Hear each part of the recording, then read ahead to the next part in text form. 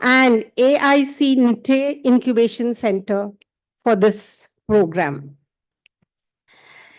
As Steve Jobs said, your time is limited. So students don't waste it living according to other people's wishes. Have the courage to follow your heart and your intuition.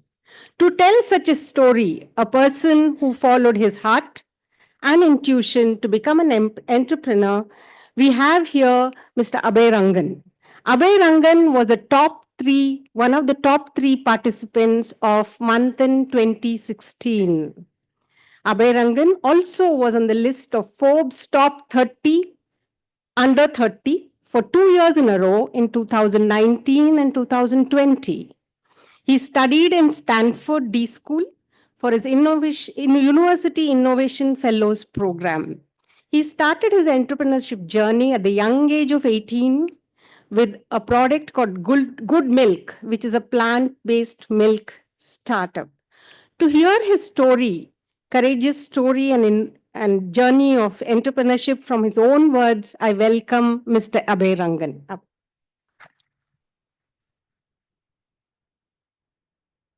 Over to you.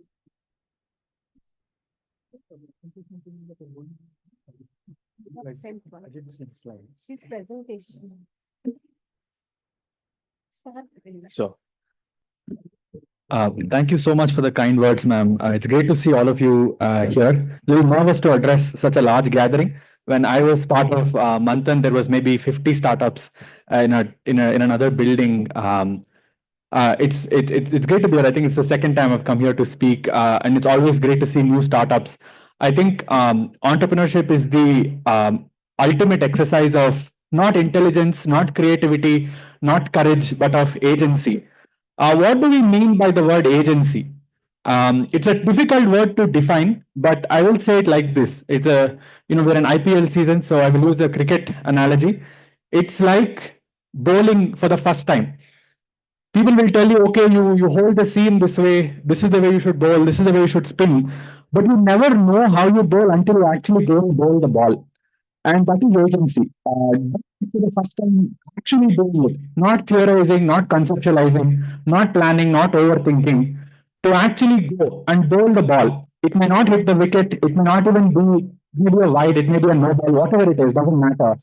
The act of bowling the ball without worrying about whether you're doing it well, whether you're doing it right or not, is agency. And then over time, as you practice your agency, the bowling will get better. And so is the case with entrepreneurship. Nobody who started with any business plan who started remain the same after 6 months. Every 6 months, your business changes because market conditions change, customers change, new opportunities emerge in the market, new barriers emerge, new headwinds, new tailwinds, what have you. But what remains through this entire journey is the continuous, uninterrupted exercise of agency. So then I'd actually prepared some slides, but I can go without it. No worries. So I started a company called Good Milk, which was one of India's first companies in the plant-based space. That's me and my mother. We started this together. She's my co-founder.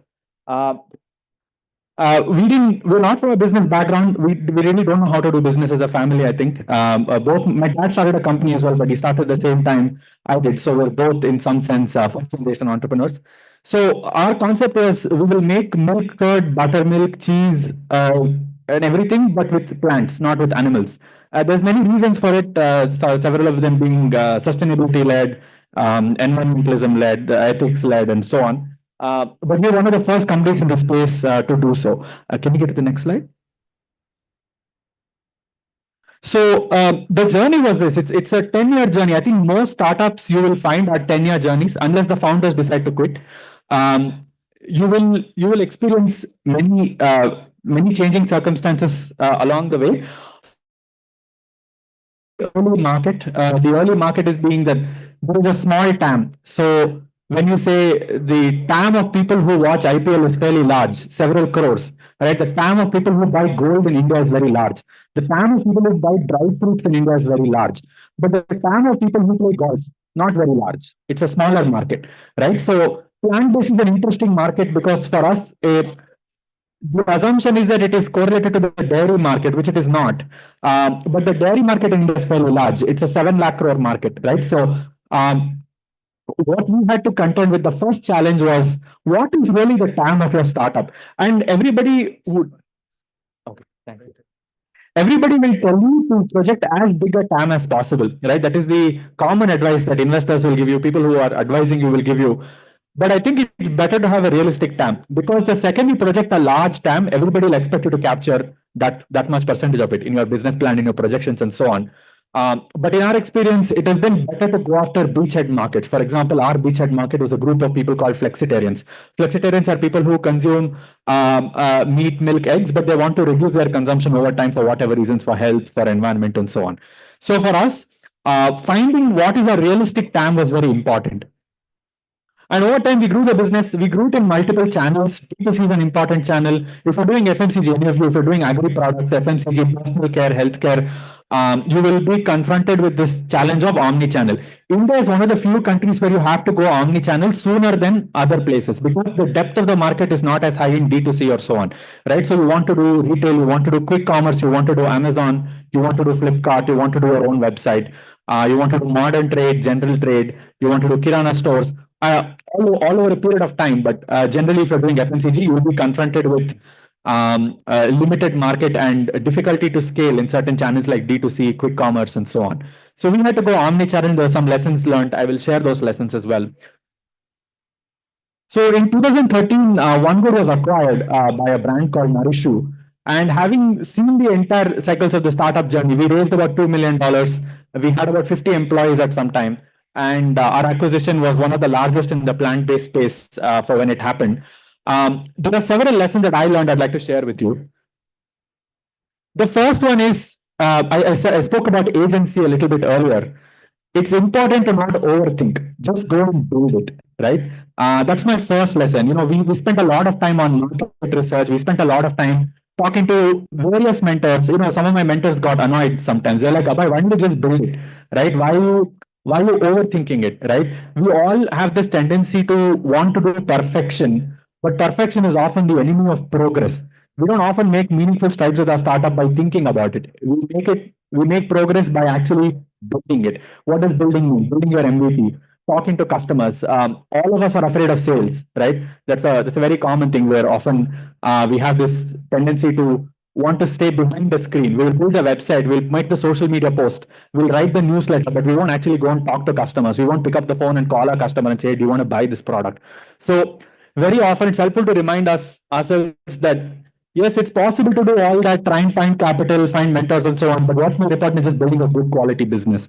And of course, other mentors would have told you what that good quality of business means. But it's very important to not overthink it. Just go and build the ball. Just go and hit the ball. Whatever it is that you have to do, just do it. The second thing is founders often love to focus on product. We all believe that we are great at building the product. Even if you, there's this, it's a joke in the startup circle is where if you see a startup, they'll always have they're like a four quartile graph, x axis and y axis, and their startup will always be on the top right, and all the other startups are in the left or the bottom, right? So we all love to say we're the best tasting product, we're the best performing product, whatever it is, right? But product is only, I would say, 40% of the job. The rest of the 60% is actually distribution. And first time founders, much like myself, actually often make this mistake that we think having a good enough product is enough. It's not the case. In my practical experience, building distribution is way harder and is way more challenging and is way more rewarding as well to do right. So, in fact, so much so that any startup I do in the future will always be distribution led first. It doesn't mean you need to have a bad product, right? That's not the case. But very often you will find if you go to your local grocery store, what are the products that have the highest revenue? What are the products that are winning on the grocery store shelf? It's not the best products. It's the product with the most distribution. And that means they have the best trade terms with the retailer. They have the best terms in terms of payment terms. They have the best coverage of stores, whatever it is. But the best products don't always win. In fact, mediocre products with great distribution often beat great products with mediocre distribution. So that's my second lesson that I'd like to share with you. Whoops. Sorry, can you do the next slide? Okay. So the third problem, this is a little common in unorganized markets or markets where there are a lot of fraction, is the problem of cash flow versus EBITDA. So in FMCG business, especially if you're in a place where you are paying your suppliers in advance and your retailers are paying you after the product has been sold, you're always going to lose money even if you make money. Sorry, that sounds like a little bit of a contradiction, but it's a hard lesson I learned. Is that even though our revenues were increasing, our receivables were so high. And what is receivable? Receivable is what money people owe you. So let's say you give a product to a retail store, and they say, "I'll pay you 30 days later after the product is sold." What does it actually look like in terms of cash flow cycle, right? See, you need inventory to give it to your retailer. So let's say you manufacture the product 1 month in advance. That is 1 month of COGS stuck in your inventory. Now you're giving this inventory to your retailer. Now the retailer will sell in 2 months, right? How many months has gone by? 2 months already. One for inventory, one for manufacturing, two for sell it on the shelf. And then the retail will pay you 1 month after your product has been sold. So that's 4 months, right? So to make, let's say, 10 lakhs of revenue, you'll need about 40 lakhs in working capital. Now, if it is always that you have to pay your suppliers in advance and your retailer pays you on your whatever, your customer pays you much later, your cash flow needs will keep growing larger and larger and larger. And it's very important to manage that. There are ways to manage it. Debt, for example, I'm sure there are very qualified finance professionals here who know about this a lot better than I do. But my biggest mistake, I would say, was underestimating how important cash flow is relative to revenue. It is easy to book the revenue. Your retailer will give you a nice PO. PO is a purchase order. They'll give you a 40 lakh purchase order and say, "Cool, I will pay you when I sell the goods. If I don't sell the goods, I'll return it back to you." So it's not even a guarantee. A PO is not the same as a sale. A sale is when the product is actually sold, when someone buys it, right? And your vendor is the intermediary. That's Amazon or your retailer or whatever, whoever there is. They don't pay you. The customer pays them and then they pay you, right? So important to keep our expectations right with this. And sometimes I would argue if you are in a resource constrained environment, like for example, you don't have as much cash in the bank, whatever it is better to say you pay me in advance. It doesn't matter if the PO value is low. That's my learning. Is instead of chasing revenue, I would rather chase cash flow. And of course, startups always choose to ignore this when they have funding, right? The reason the funding is there so you can take risks, and you can argue that there's right, wrong, whatever it is. But maybe when it comes to your own startup, you have the ultimate say. But we don't live in the same environment we lived in 2021, where it was a lot easier to get capital, I would say. Not through grants per se. I think Manthan's done a great job in making entrepreneurship and resources available to all of you. But when it comes to investors giving you money, it's a lot harder. You have to prove traction a lot earlier. You need to have revenues before investors back you, or you need to have a track record as a founder. It is not that easy that investors will back just ideas in today's market. I think it's changed since 2021 because a lot of mistakes were made in 2021, inflated valuations and so on, and people in deploying capital too quickly, too aggressively, and a lot of startups. There's a graveyard of startups that happened post COVID. Actually, in COVID, many startups thrived, including my own. And after COVID, it became really difficult because the unprecedented demand waves that came in. I think people were panic buying, pantry loading, all these things they were doing during COVID. They stopped. And suddenly, when you had 100% growth quarter on quarter, you were suddenly 5% growth year on year. And it was a very difficult thing for many startups to contend. My own, we had to take many difficult calls, including like downsizing the team, changing our sales channels, sacrificing revenue in order to preserve runway. Runway is the amount of money you have before your startup crashes, assuming you're losing money every month. So all these considerations have changed now.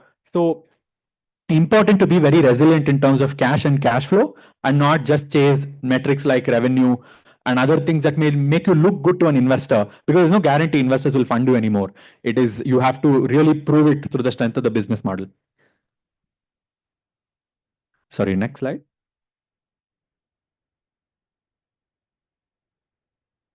So this is my last slide, and really it speaks to the why. I think it's important to have a really strong why, and it because every startup will inevitably crash and burn at some point. Not to mean that the startup dies, but you go through very difficult periods because markets are uncertain. So even if a startup is going up, there will always be periods where growth appears flat or it appears on the downward trend. Whatever it is, you're running out of cash. You have to make payroll.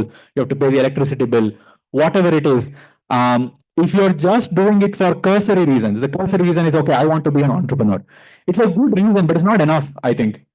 You need to actually have a deep sense of purpose, or you need to create one. For example, it's possible to create one for anything.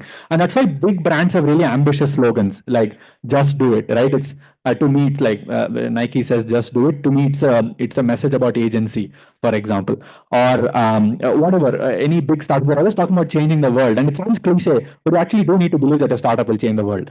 And if you don't, when times get difficult, you lose motivation. The hardest thing to sustain over the period of time of 10 years, because the average startup journey is about 10 years, either to go from startup to IPO, startup to acquisition. Of course, you can shut down a lot sooner, but assuming you make it, an average startup journey is about 10 years before it becomes a totally different kind of company. Through this period, at least once a year, there will be something horrible that will happen to your company. There is no doubt, unless you have some magic on your hands, which is very rare. And unless you do have that, when you go through times of difficulty, it's important to remember your why, and that's why I talk about trying to optimize for your startup's impact.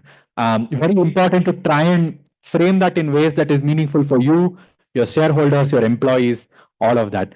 And with that, I think we live in an incredible time. That's my takeaway these days. If anybody's following like the latest news in AI and so on, it's something new every week. There's a new AI model. There's some new way to use it. There's a new agent. There's some new framework. Microsoft just unveiled some kind of quantum computing actual chip that you can see. They invented a new state of matter. It is what used to happen in decades is only taking weeks now. So we live in such an incredible time. This is, in my opinion, the best time to be alive. Often we fantasize about going back to the good old days, but in the good old days we had polio, and in the good old days we didn't have electricity. So today, right now, we are a country that is growing, ambitious, well positioned globally. We have so many young, hungry, really smart people tackling important problems in society, and with interesting innovations, you also find arbitrages in the market. What's an arbitrage? An arbitrage is like one group of people know something, one group of people don't know this specific thing, or the market startup. Every startup is a hypothesis at finding some crack in the market that is an inefficiency, and your startup will solve that inefficiency, thereby unlocking value, thereby creating value for your shareholders and so on, and that value is rewarded by markets with money and so on, right? So once you find those inefficiencies, you know something that other people don't.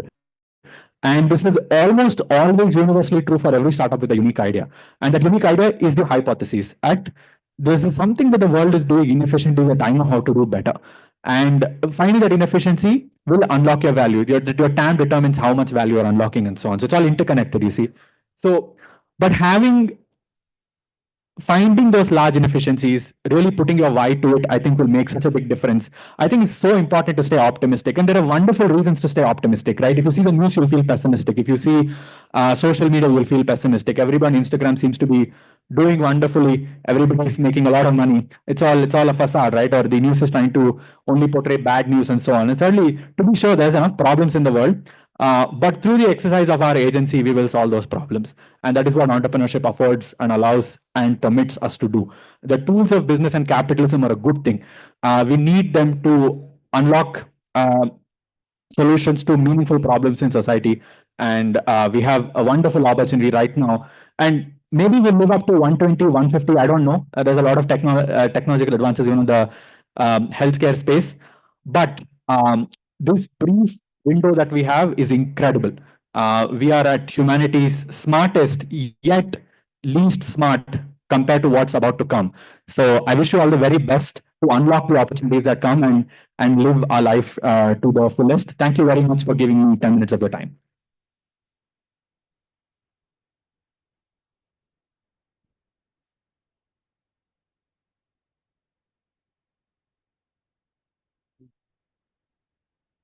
So thank you, Abhay, for such a wonderful inspiration to students.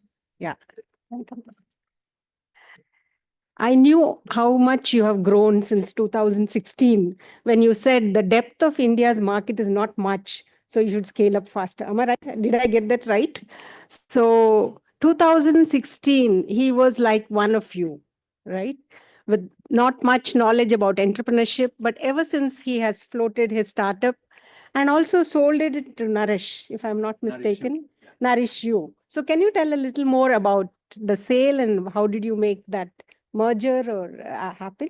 Yeah. Sure. So this is another thing I believe. I think every startup deserves a right to exit. Is that you've created this value, you've created all this revenue, you've created value for your shareholders. What are you as a founder getting out of it, right? I think it's an IPO or an acquisition or an event where you're rewarded for your hard work of 10 years with some kind of liquidity and cash. And I think so. When I ran my own company, we did 3 acquisitions. We bought 3 startups for that had various synergies with us. And approaching you for strategic partnerships, don't say no. The reason is, I think our ego is like, Arey, I know how to build my business. I know what to do. Who are you to come and tell me, take majority position in my company, have me be your employee and so on.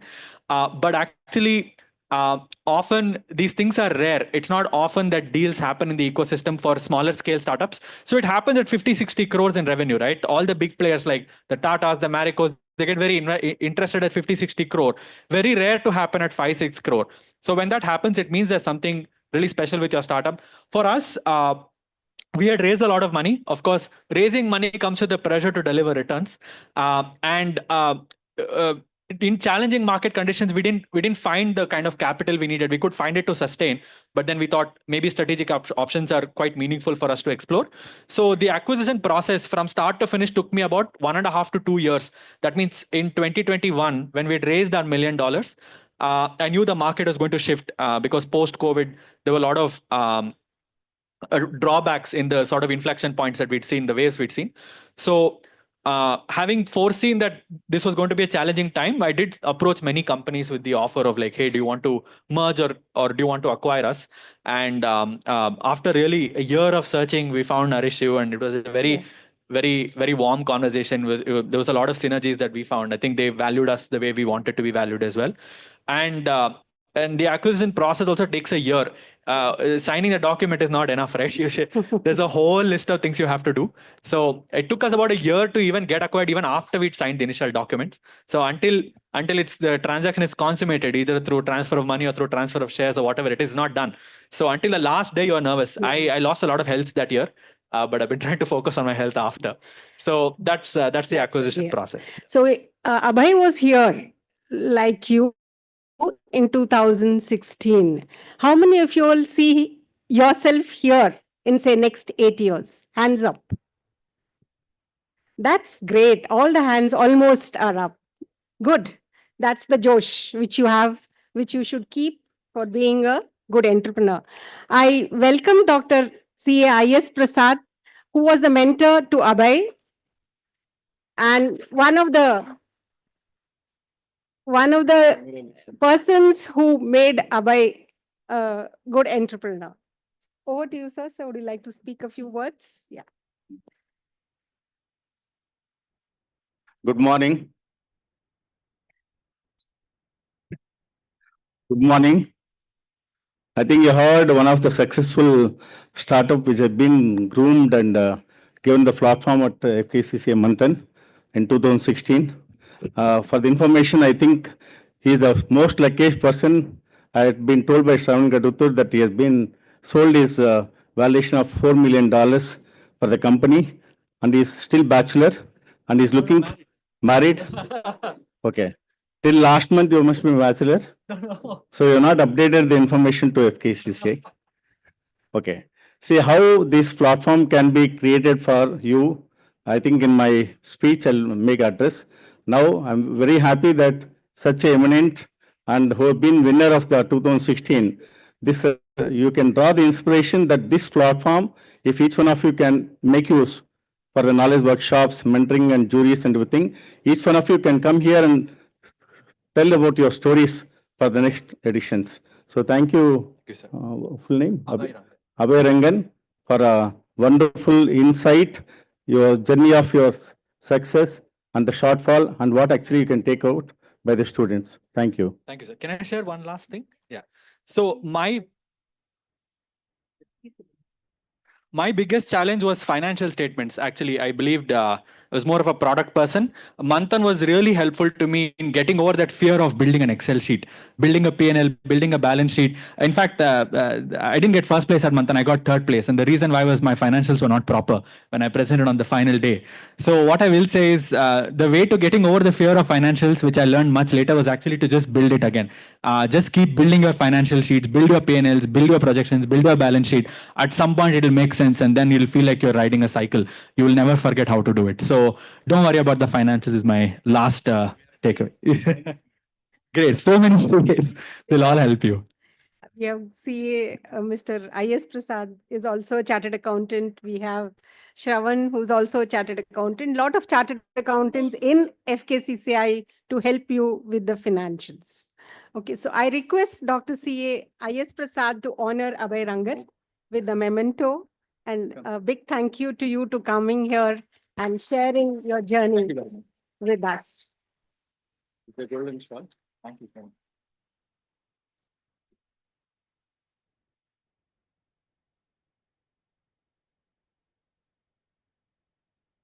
Thanks. Thank you very much.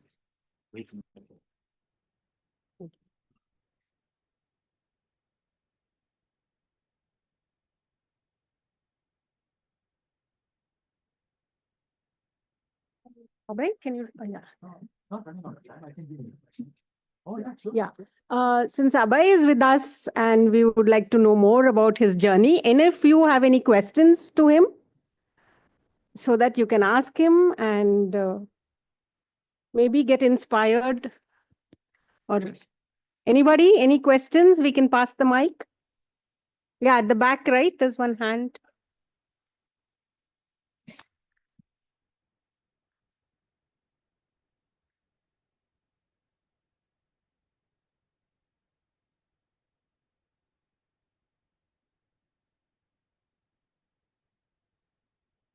Hello, good morning. Hi. So, yeah, I want to ask, what are the challenges you faced during building your new brand, like while building it from the starting?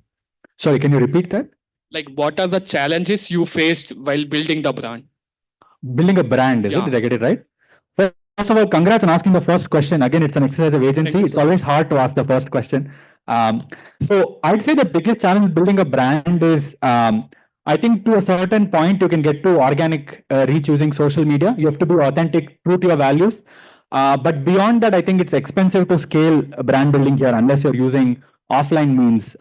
So I'd say that was my biggest challenge is figuring out how to scale beyond your 20,000 followers on Instagram, 10,000, whatever it is, to being recognized in a retail store. That's very, very difficult and different because um, the other challenge you'll come across is density of customers, right? So if you're in a big market, you have large density of customers. In Indranagar, in Malleshwaram, there's 1,000 customers for you. But if you're in a smaller market, there is one customer in Indranagar, one customer in Malleshwaram, one customer in Gorakhpur, one customer in the Andaman Nicobar Islands. So in order to reach all of them effectively, only online is a meaningful means, but they don't always end up being your customers. So to find that intersection where you're spending all this money, resources, people, why you're doing it, not just to build a brand. What is the meaning of building a brand is to actually get revenues and so on, right? So to find that intersection, to find the right channels to advertise, I found to be hard. The solution I found, and this may or may not apply today, is using performance marketing, not to do brand building, but to do sales. So if you do online ads, you're displaying your ads with the purpose of getting people to come to your website and buy. That also serves as a brand building exercise because other people see your brand even if they don't buy from you. But I think at earlier stages, just doing brand building activities perhaps don't make a lot of sense. The exception being social media, where traction on social media doesn't always translate to revenue, but it will still help you build your brand some way. But if I had a budget, I would spend most of it on performance marketing. Performance marketing means Facebook and Google ads in the early stages. It also serves as brand building. Thank you so much. Thank you. Next question. Uh, Good morning, sir. Hi. I'm from the same college you took dropout from. I was going through your LinkedIn profile. What's the main reason you took dropout from? Like, is the trend like they are taking dropout? And what are your reasons? That's it. Sure. No, it's a good question. So, for those of you who don't know, I dropped out from engineering after my company got funded. And the reason was you can't do justice if you raise money for a startup and do other things. So, investors will often ask, and my investors did not ask, to their credit, they were very nice people. They didn't ask that I drop out, but they did invest 2.5 crores in my company. And I could not figure out a way to do college well and to do my company well at the same time, especially if there is the pressure of working full time in your company for various reasons, including that you have to deliver on the opportunity you've been given. This is not a recommendation that all of you drop out. I think your parents will hate me if I make that recommendation. It's simply to look at the circumstances and make the best possible decision. Often dropping out is not a smart idea because startups are inherently risky. And if you're a student, you're there to kind of figure out certifiable skills that will give you a job later on, right? So what running a startup has done for me is kind of make me unemployable. I will not get into a TCS. I will not get into an Accenture for the rest of my life. So if you're okay dealing with that uncertainty, you will get other opportunities if your startup sells. But if my startup did not sell, right? If we shut down and crashed and burned in a horrible way, I think my career would have taken a pretty bad hit.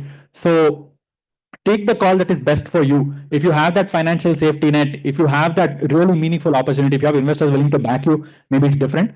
But if you're kind of in your earlier stages, I would still recommend staying in college. This is, yeah, this, that's Thank you, it. sir. Used him, I said, don't waste your time. Follow your passion and your intuition. I think you did it and you were very wide successful. And Okay. luck is an important factor. Yes.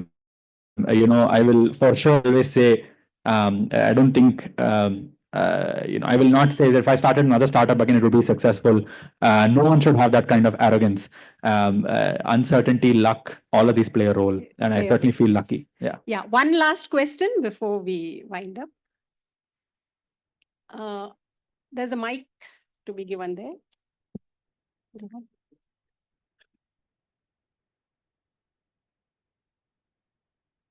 I'm Nishant from RV University. Hi. So I have two doubts. The first one was you being a first age entrepreneur. How did you crack like testing your product or even the formulation? How were you able to go through that process? And like what motivated you to even get deals or like, reach out to the people who are in that field to get that done? And the second question is how was the approach towards getting funded? What was it like? Got it. If I forget your second one, I'll ask you to remind me. I'll answer them serially. So first one is, how did you build your product and what is the formulation, right? How do you find the formulation? So for most FMCG products, the good news is you can make some version of it in your kitchen. So I would say now there's ChatGPT as well. Ask it for a recipe, ask it for a formulation, right? It will tell you, and then you can iterate with it. You can then taste it and so on. So most FMCG products, whoever is doing, it could even be skincare and so on, not just food. You can actually do it at home. So the important thing is to not get confused with the status of building it with the actual building of it. People say, I need a lab, I need an incubation center, I need this facility, I need that facility. Not true. Most companies, a hacky MVP can be done at home. A hacky, if it's a software company, it can be done in your computer. So we should get, again, it comes to that building graph that I shared, right? Like it's important to not get caught in the other stuff of like, oh, I need it to look like I'm doing something. I need status on Instagram, whatever it is. So just go and build in your home and then see what happens, right? And the process of finding our first customers, again, it goes back to agency. Don't be afraid to be shameless.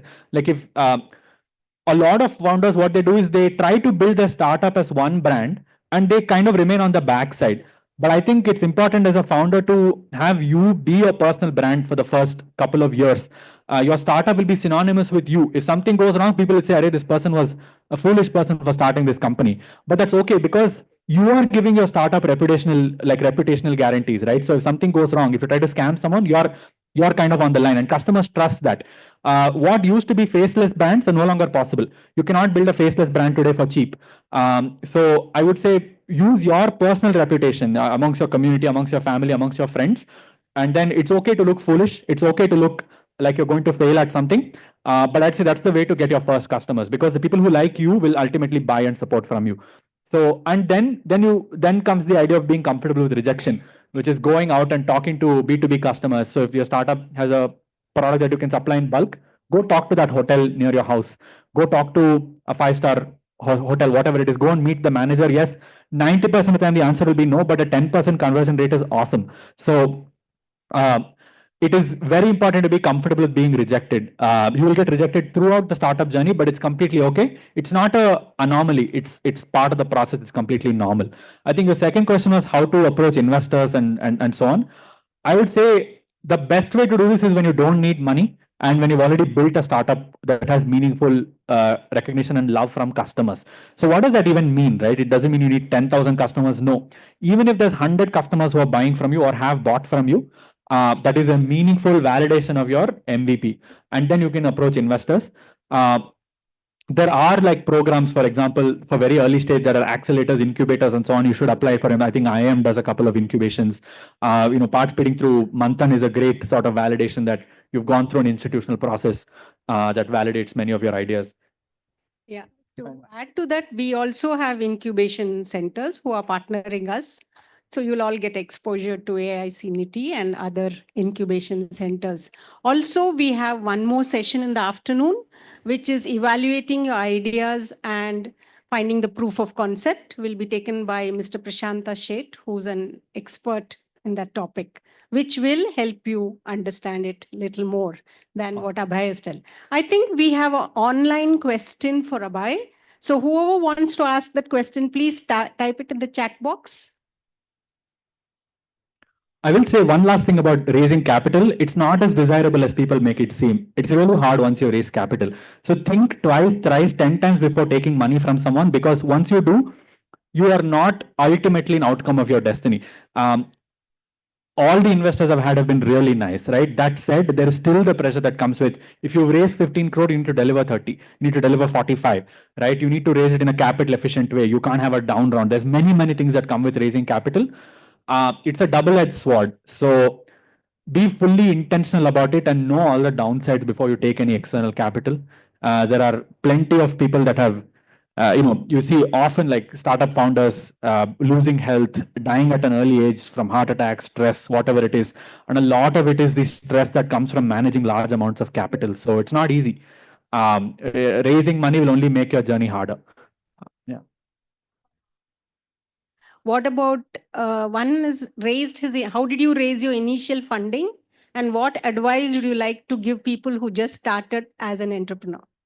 The money thing I addressed. The only thing I'll say, maybe this is a repeating of what I already said as to advice, is just to really just focus on building the thing and putting it out to customers. Don't worry about anything else. Just build your product, get it in front of customers, be okay with rejection. I think it's maybe a rehashing of what I said, but that's it. Yeah. We can probably take one more question. Anybody? Yes, a lot of hands. Let's give it to the lady. Yes, in the front. Yeah. My question is, what was your biggest failure so far and how did you bounce back from it? That's How a good did you question. overcome it? I would say perhaps not going offline the right way was perhaps my biggest failure. So we stuck in COVID when everything stopped being offline, everything started being online. We did really well. Our idea to be D2C first was very resilient, proved to be very resilient through the pandemic. But my biggest mistake was not pivoting back to offline quickly enough. I assumed that online would give us all the scale. Turns out it's true, but it's very expensive to get that kind of scale online. So not being on quick commerce, for example, for a while. We had the opportunity to be early on Blinkit and so on. We said we'll wait because receivables are a problem, whatever. So that I would say that's my biggest mistake. But you can't correct it in hindsight. But I'd say the learning also from that is channel mix is very important. Finding the right place and right time is very important. I think we probably lost like 3-4 crores a year in revenue by not being offline quick enough, and you would probably have maybe materially moved the acquisition timeline, maybe gotten us a higher valuation, whatever it is, right? So transparently, that's where I think my failure was. But I also think I did a couple of things right, so it balances out. Yeah, I welcome Ankur Basin, co-chair of Manthan. One of my mentors. One of the mentors of Abhay Rangan. Yes. Don't tell me he's not. Yeah, I think one last question again from online. What would you say was the best decision you made as an entrepreneur? Are you kidding me? Oh God, that's a tough one. maybe top three is definitely finding the right time to get acquired is very important. I think if we had waited 3 more months, we would have probably crashed as a company, or maybe not, right? But you can only hypothesize. But I'd say I think we found a really good offer at the right time. So it took 2 years to get there. So kind of maybe knowing that such a time would come where investors would pull back from funding startups en masse was probably one of the good decisions. The other thing was maybe to put my personal brand online for the company as well. Like for a long time, my brand was synonymous with that of my company's brand. So everybody knew the company to be me. So the good news is everybody also recognizes you when you're in those specific forums where your company is recognized. The bad news is something goes wrong, people start DMing you on WhatsApp and Facebook saying what is wrong with your company, and they send you hate messages sometimes. But I would say it's a good decision on net because it lends your startup credibility that you have. Um, so I'd say those were two maybe really good decisions. Thank you, Abhay, for Excuse me, sir. patiently answering. Just a really quick question. What are your suggested strategies to enter a populated market? Like, as you said, you entered the FMCG market, right? It's quite populated with other companies and everything. What are your recommended strategies to enter them? Find a beachhead, which is so the target market is not all Indians. Your target market is Indians between the age of 24 to 30, whatever I'm assuming, who have an interest in sports, right? I don't know, but try and find a small group that will love your product or hate your product first. Find that beachhead, get all the validation you need, then you can expand. It's easier to go like this than to go like this. So don't start by assuming that everybody is going to be a customer. Start small, start in a single location, start with a single area, maybe Indranagar, right? If you're selling a expensive product. So whatever it is, find that beachhead market and then you can always scale. And winning that beachhead market is proof that your startup works for investors at least, right? So if you're not winning in your beachhead, you will not win all of India. But if you win your beachhead, maybe you have a chance of winning large audience outside of that beachhead market. Thank you, Abhay, for answering all the questions. I think he's already given you a brief overview of entrepreneurship, all the aspects of entrepreneurship. Thank you. Thank you. You can add me on LinkedIn and DM me. I'll respond. Yeah. Thanks all.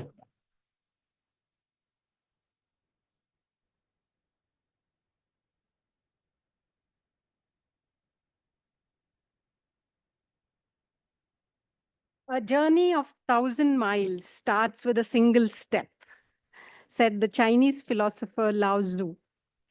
So, to officially inaugurate this session, we have our president, Mr. M.G. Balakrishna, our vice president, Mrs. Uma Reddy, our chairman, Manthan, Tejashri, to come and inaugurate the session.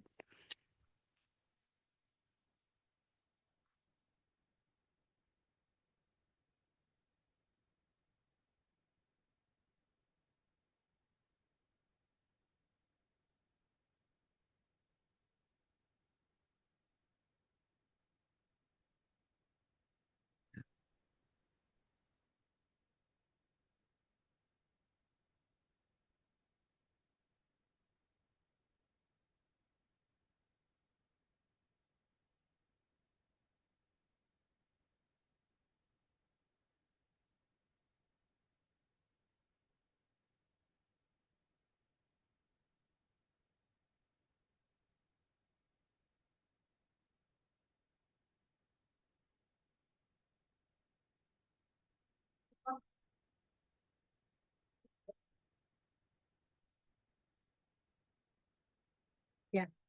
I request our president, Mr. Balakrishna,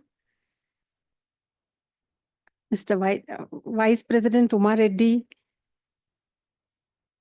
our advisor, Mr. C.A. I.S. Prasad, and Chairman Tejashri to please come on the stage.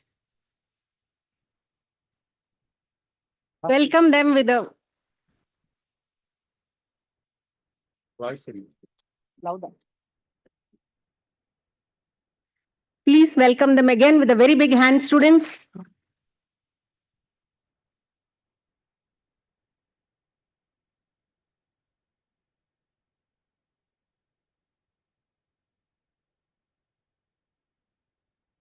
So as I mentioned, a journey of 1,000 miles starts with a single step, said our Chinese philosopher Lao Tzu.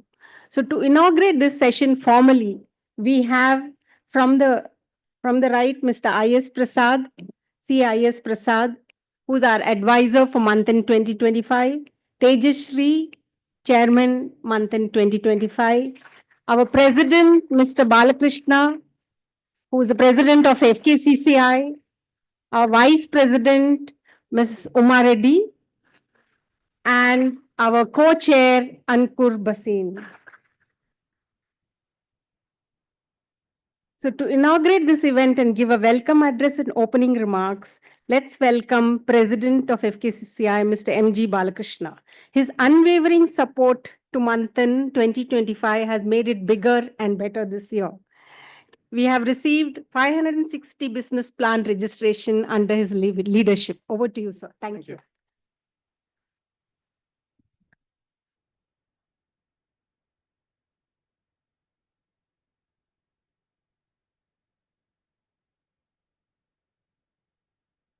ಎಲ್ಲರಿಗೂ ನಮಸ್ಕಾರ.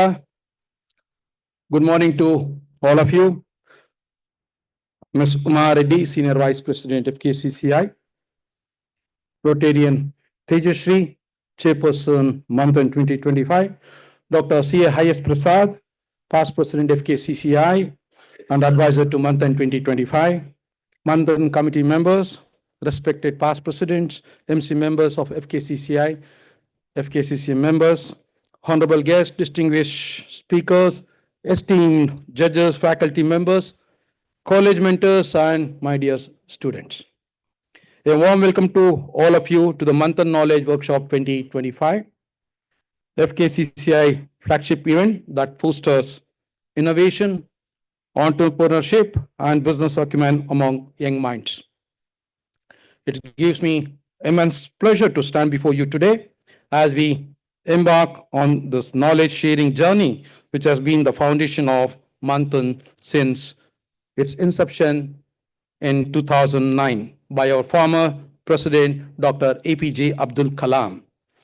Over these years, MANTHAN has provided a dynamic platform for aspiring entrepreneurs, equipping them with the skills, mentorship, and industry exposures need to shape the future of business in Karnataka and beyond. The Knowledge Workshop is a crucial component of MANTHAN. It serves as a bridge between academic knowledge and real-world business challenges, guiding students on business planning, financial modeling, go-to-market strategies, and investors pitching. Today, you will gain invaluable insights from experts across industry who will share their experience, lessons, and perspectives to help you navigate your entrepreneurial journey. I take this opportunity to thank you, our distinct speakers, mentors, and panelists for their commitment to nurturing the next generation of entrepreneurs. Your presence and guidance and immense value to this initiative. To all the participant students and teams, you are the future business leaders of our nation. The ideas of innovations you present today could be the startups and transformer industries tomorrow. I urge you to be bold, think big, and embrace the challenges ahead with confidence and resilience.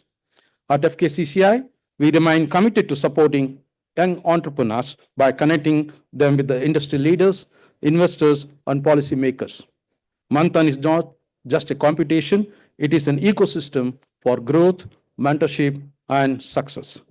With that, I once again extend my heartfelt welcome to you all. Let's make this workshop an inspiring and impactful experience for everyone. Thank you. Jai Hind, Jai Karnataka. Thank you, Mr. M.G. Balakrishna, for that opening remarks and welcome address. Leadership, they say, is the key to 99% of all successful efforts. Under the leadership of Ms. Tejashri B.A., MANTHAN 2025 is pushing all boundaries. Tejashri is the chairperson of MANTHAN 2025, is the managing partner of JV Global and director at FKCCI. I welcome Tejashri to give a brief about MANTHAN.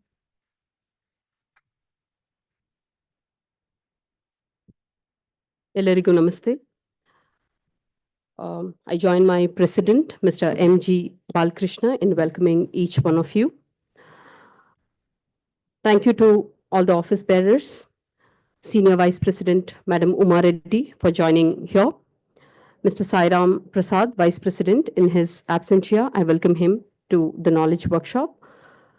My dear advisor, Dr. C.A.I.S. Prasad, Past President, FKCCI, for all your guidance and support. Mr. Ankur, co-chair of Manthan, even though he is extensively traveling, he has always been with me for any assistance and any guidance. Thank you so much. Vice Chair of Manthan, Madam Shubha Ganesh, who is also MC for the day. For all the back-end operations, she's always there with us. And today's knowledge workshop lead, Mr. C.A. Shravan, thank you so much for coordinating end-to-end with all the speakers and making this happen. I'm really touched and overwhelmed for the kind of the response that we have received. I think we have 500 plus in the auditorium, 100 plus in the tally hall, and many more in our Zoom live, what is happening for the students who are beyond Bengaluru. Thank you so much to all my core committee members. Mr. Rahul is here today, Vincent and Madan. Thank you so much for making it up for today's session. Madam Shashikala is our core committee member who will also be MC for tomorrow. Right in time to welcome Mr. Jacob Krasta, our past president, for joining us at Knowledge Workshop.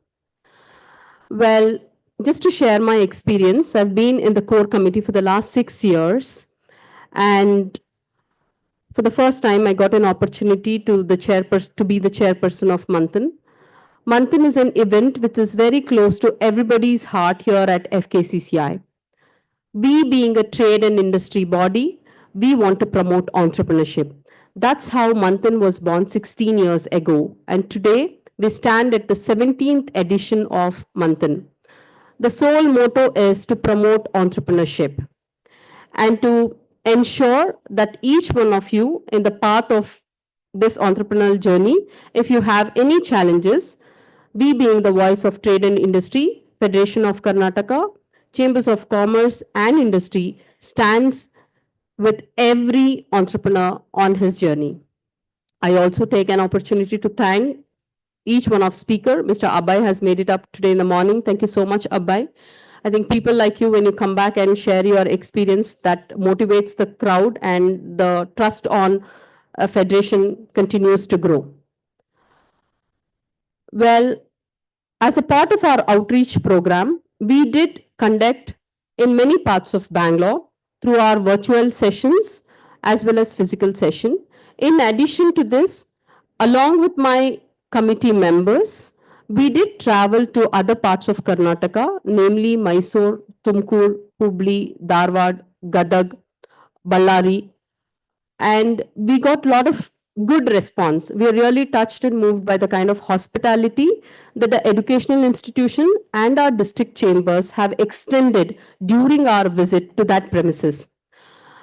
I think this forum, I would like to express to the president and office bearers that whenever I visited to the other places, they always came back and said, Madam, why do you do everything in Bangalore? Our students beyond Bengaluru needs resource people to come there and share their insights.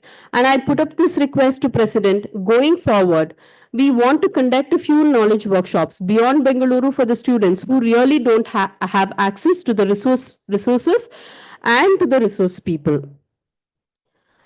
And the whole idea of going place to place in Karnataka was, I strongly believe students from rural look into the problems from very close and then they continue to strive for solutions.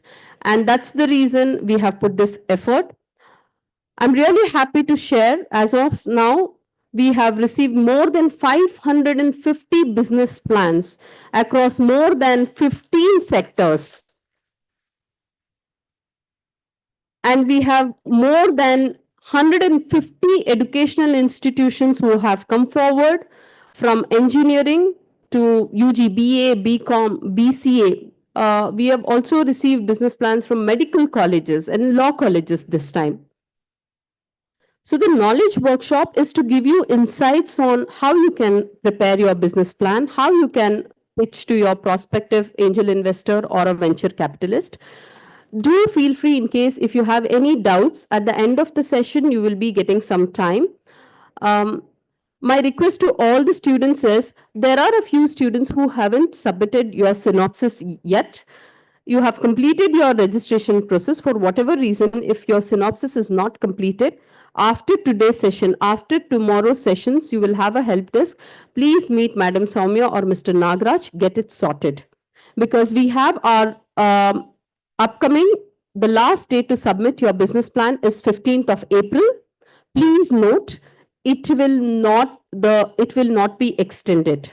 Right? So in the next 2 days, you are expected to finish all your formalities of registration and synopsis completion, submission before Wednesday, 10 a.m. That's the deadline.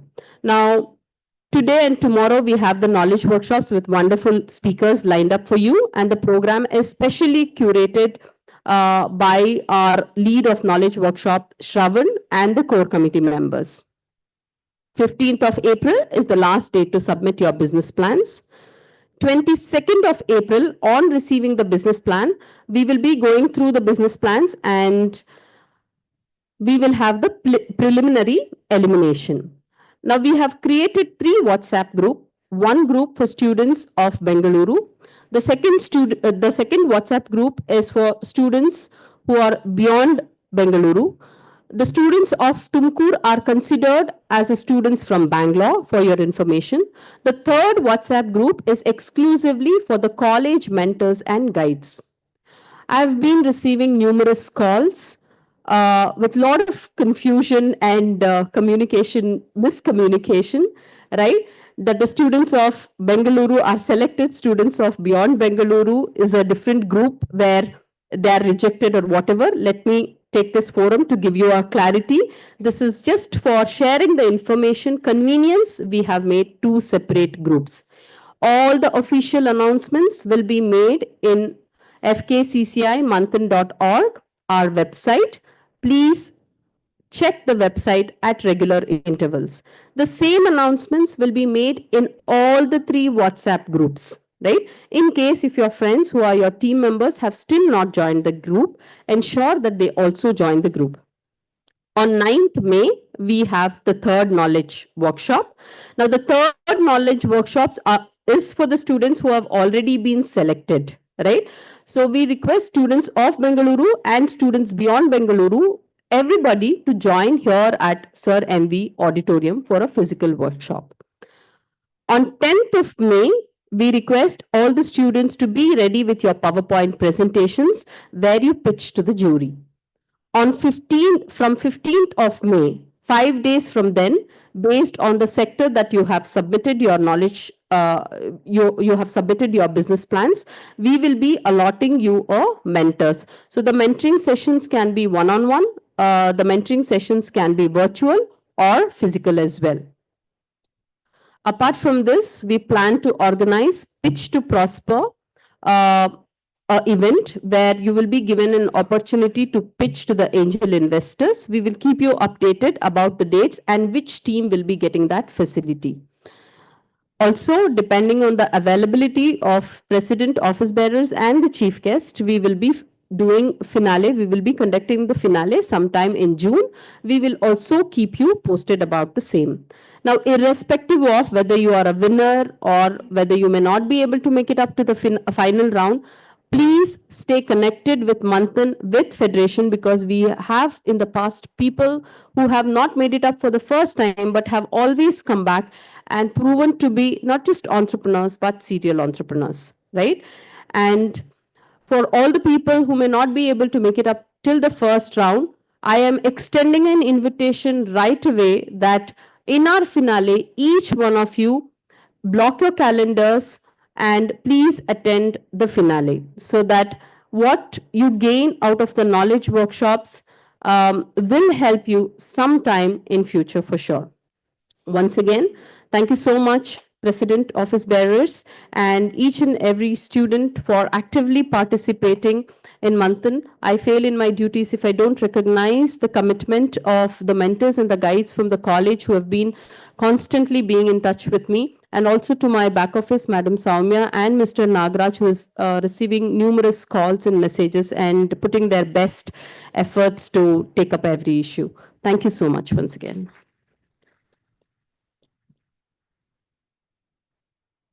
Thank you, Tejashri, for the detailed overview about Manthan and also recognizing all the committee members, including me. So we move on to the next part of the program today. To do that, we have Ms. Uma Reddy to talk about observations about Manthan 2025. Uma Reddy has done her engineering from UVCE and is the first generation entrepreneur running successfully an ISO certified company, High Tech Magnetics and Amplifiers Electronic Private Limited. She is set to lead FKCCI as the first women president next year. A big hand. In 109 years, we are getting the first women president. We are all proud of you, Uma. Please come and talk about it.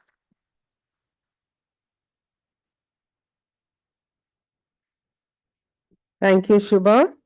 President, Shri M.G. Balakrishna, Chairman for this committee, Tejashri, Co-Chairman, Ankur Basan, Advisor, Dr. C.A.I.S. Prasad, students, past presidents of FKCCI, Dr. Jacob Krasta, MC members, students, the future of the country, students who are here offline and students who are online. We don't have the screen share here, but I understand that there are a large number of students online too.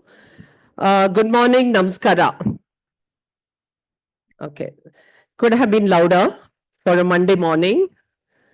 So anyway, first and foremost, welcome to the first knowledge workshop of Manthan.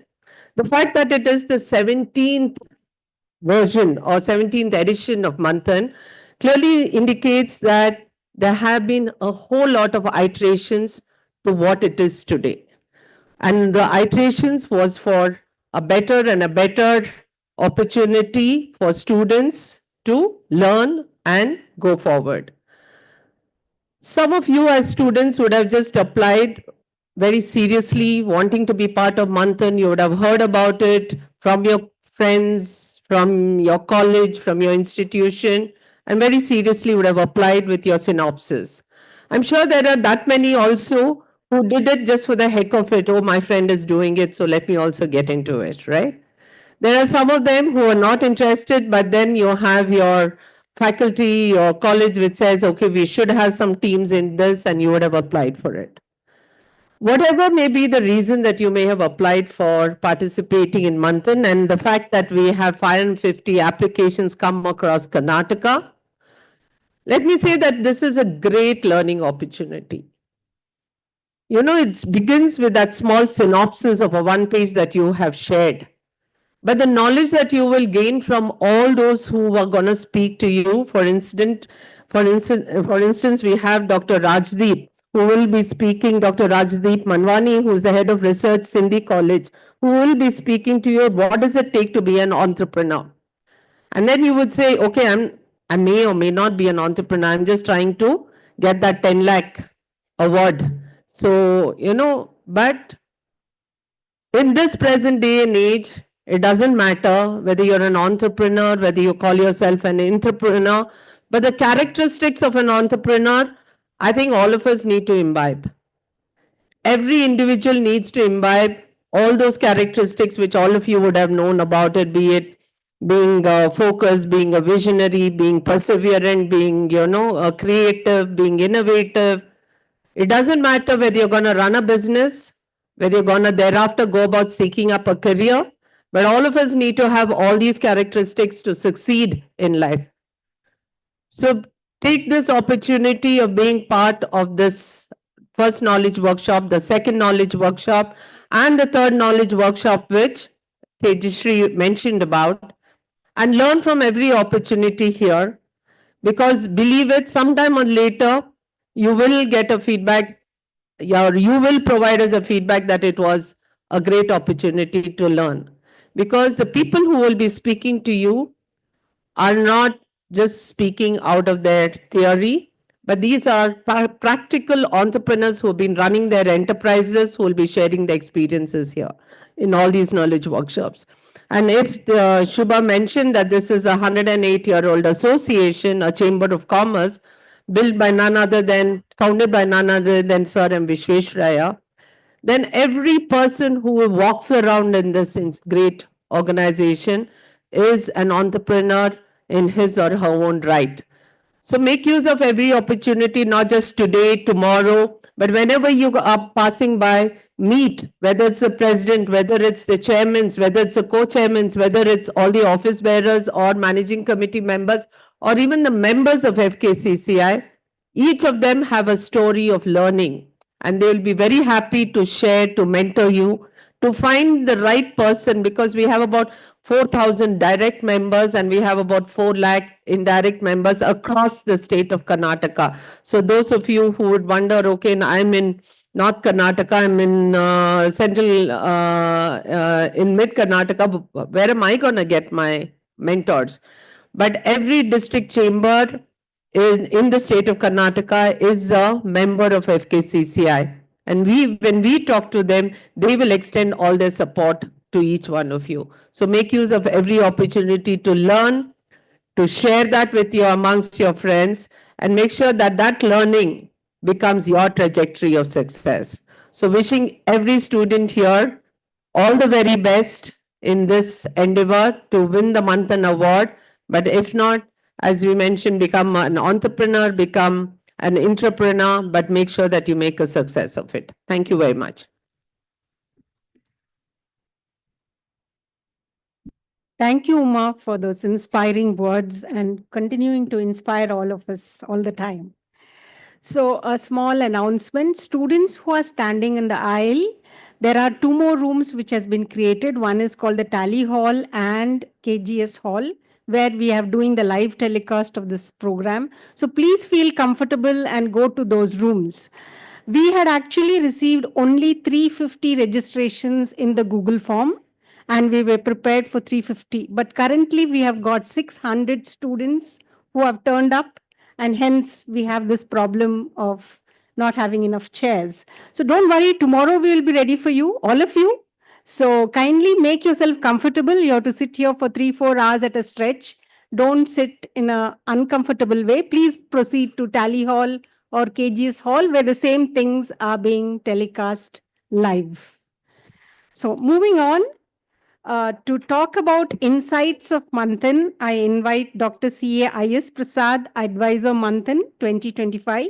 He was the past president of FKCCI and led the Manthan foray to all over South India of 4 states in 2022.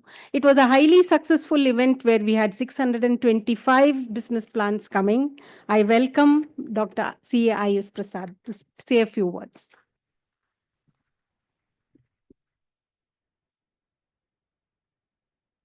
A very good morning.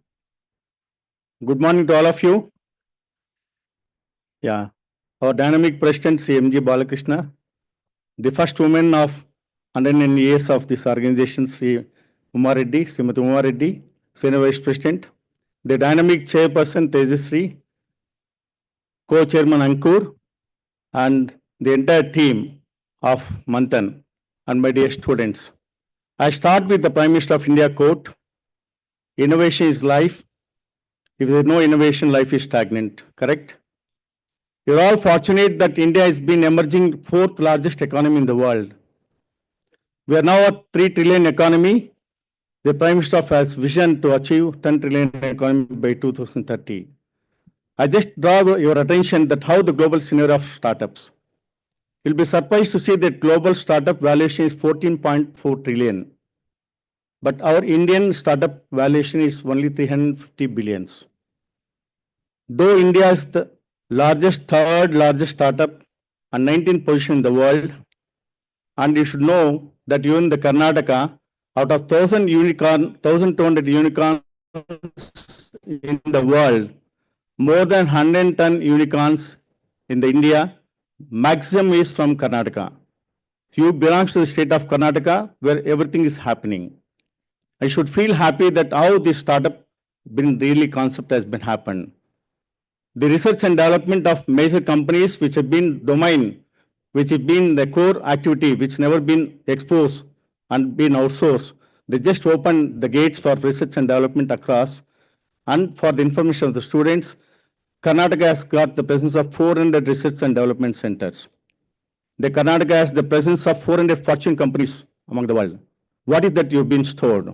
That when 350 billions, the startup, the difference between the world other than India, the Indian startups been mostly aiming at e-commerce platform, the healthcare and education.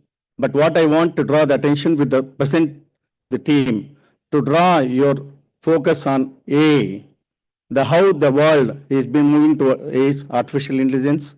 And again, you have seen the SpaceX, the maximum valuation in the world startup is SpaceX with $350 billion, and TikTok is with $220 billion. They have been focusing on AI and EV and renewable energies and deep tech, whereas we are focusing mainly on e-commerce, education, healthcare. I think this 17th edition, I would like to see one or two startups emerging from this 550 teams on AI, bringing the best mentor. And all of you know that the success rate is very minimal. The failure rate because of lack of guidance, lack of mentors. I think we at FKCCA last 17th edition been awarded to have the 120 jury members with 40, 50 mentors. And I think you can name anybody, the startup like Swiggy, the Prashant Prakash, the chairman of Vision Group, the Karnataka digital economy. You've seen the digital economy is booming, and you have seen the semiconductor industry is booming. Each one of you as a student, I think what FKCC is trying to do is Abdul Kalam, ignite the minds of the young generation, aspiring youth to become entrepreneurs. If we have an aspiration, innovation, and creation, I think we at Platform at FKCC, through the dedicated chairperson of Sejasri, under the leadership of MG Balakrishna, and Umareddy and all the team make you to become successful entrepreneur. India is self-reliant economy, and you have seen the global trade war. We are not lagging because we have got youth, the talent, and everything is becoming better. You should dream a big, you should dream very high. I think FKCCA endeavor to provide you like how innovation been happening every day. Every edition has been changing the dynamics which the knowledge workshop base, and again the theme, what you've been thinking. If you have got ideas, they churn the ideas, the mentors and pitching will happen. We, the Charkons, can provide you the platform to make you learn business plans. I wish you all the success. I would like to see all the 550 becomes entrepreneurs and job providers, not job seekers. I wish you all the best. Make use of the both, all the knowledge workshops, deliberations of eminent speakers, and now itself you plan how you can make invest, that we can harvest, and your family will be very happy, your parents will be happy, and let the be India progressive national development, be Indian in incredible India. Thank you.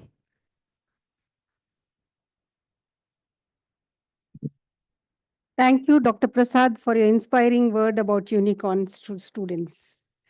So students, how is the Josh? Are you all ready for the first technical session? It's loudly, little more loudly, please. So when I ask, how is the Josh, what are you supposed to say? Yes. Okay. So an entrepreneur is somebody who has a vision for something and wants to create it, said David Karp, founder of Tumblr. So our first technical session is what does it take to be an entrepreneur? To talk about this, we have Dr. Rajdeep Manwani. I invite him to the stage.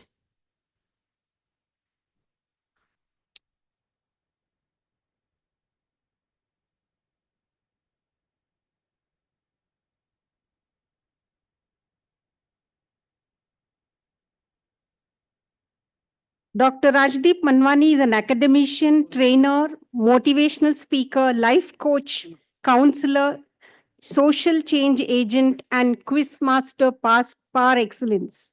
With the motto of touching lives and making a difference, he has impacted 21,500 students and executives over a span of 22 years. He has received the National Award as a role model for empowerment of person with disability from the Honorable President of India in 2013. A big hand. He has also received the special award by Chief Minister of Karnataka in 2011 and the State Award for Excellence by Government of Karnataka in 2015. Welcome, Dr. Rajdeep Manwani with a big hand.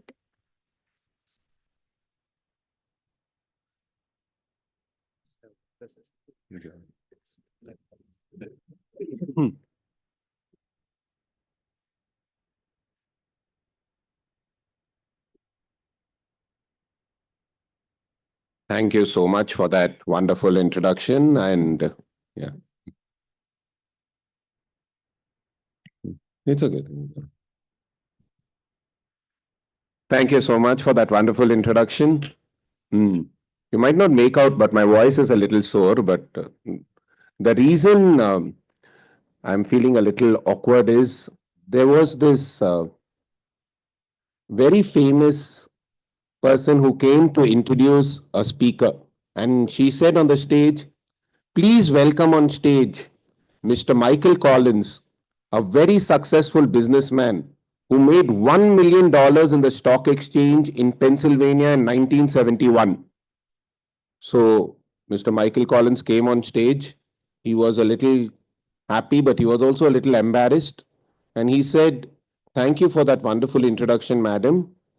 But I would like to make some corrections. It was not 1971, it was 1981. It was not Pennsylvania, it was California. It was not $1 million, it was $10,000. It was not the stock exchange, it was the races. And it was not me, Michael Collins, it was my brother David Collins. And he did not make the money, he lost it. So considering that, I think so she did a very good introduction. So please give her a big round of applause.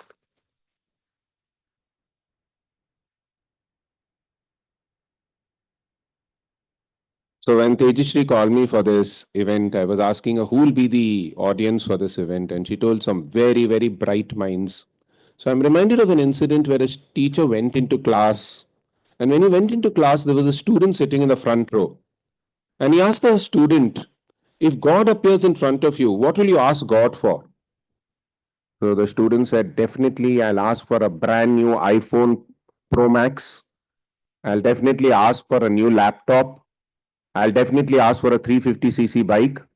So the teacher felt a little irritated and he said, if God appears in front of you, you should be asking for wisdom. You should be asking for courage. You should be asking for talent.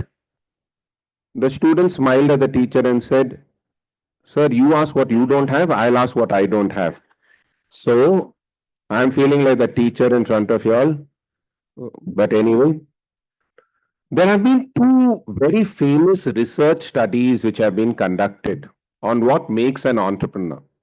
The first research study was conducted somewhere in the 1960s by a very famous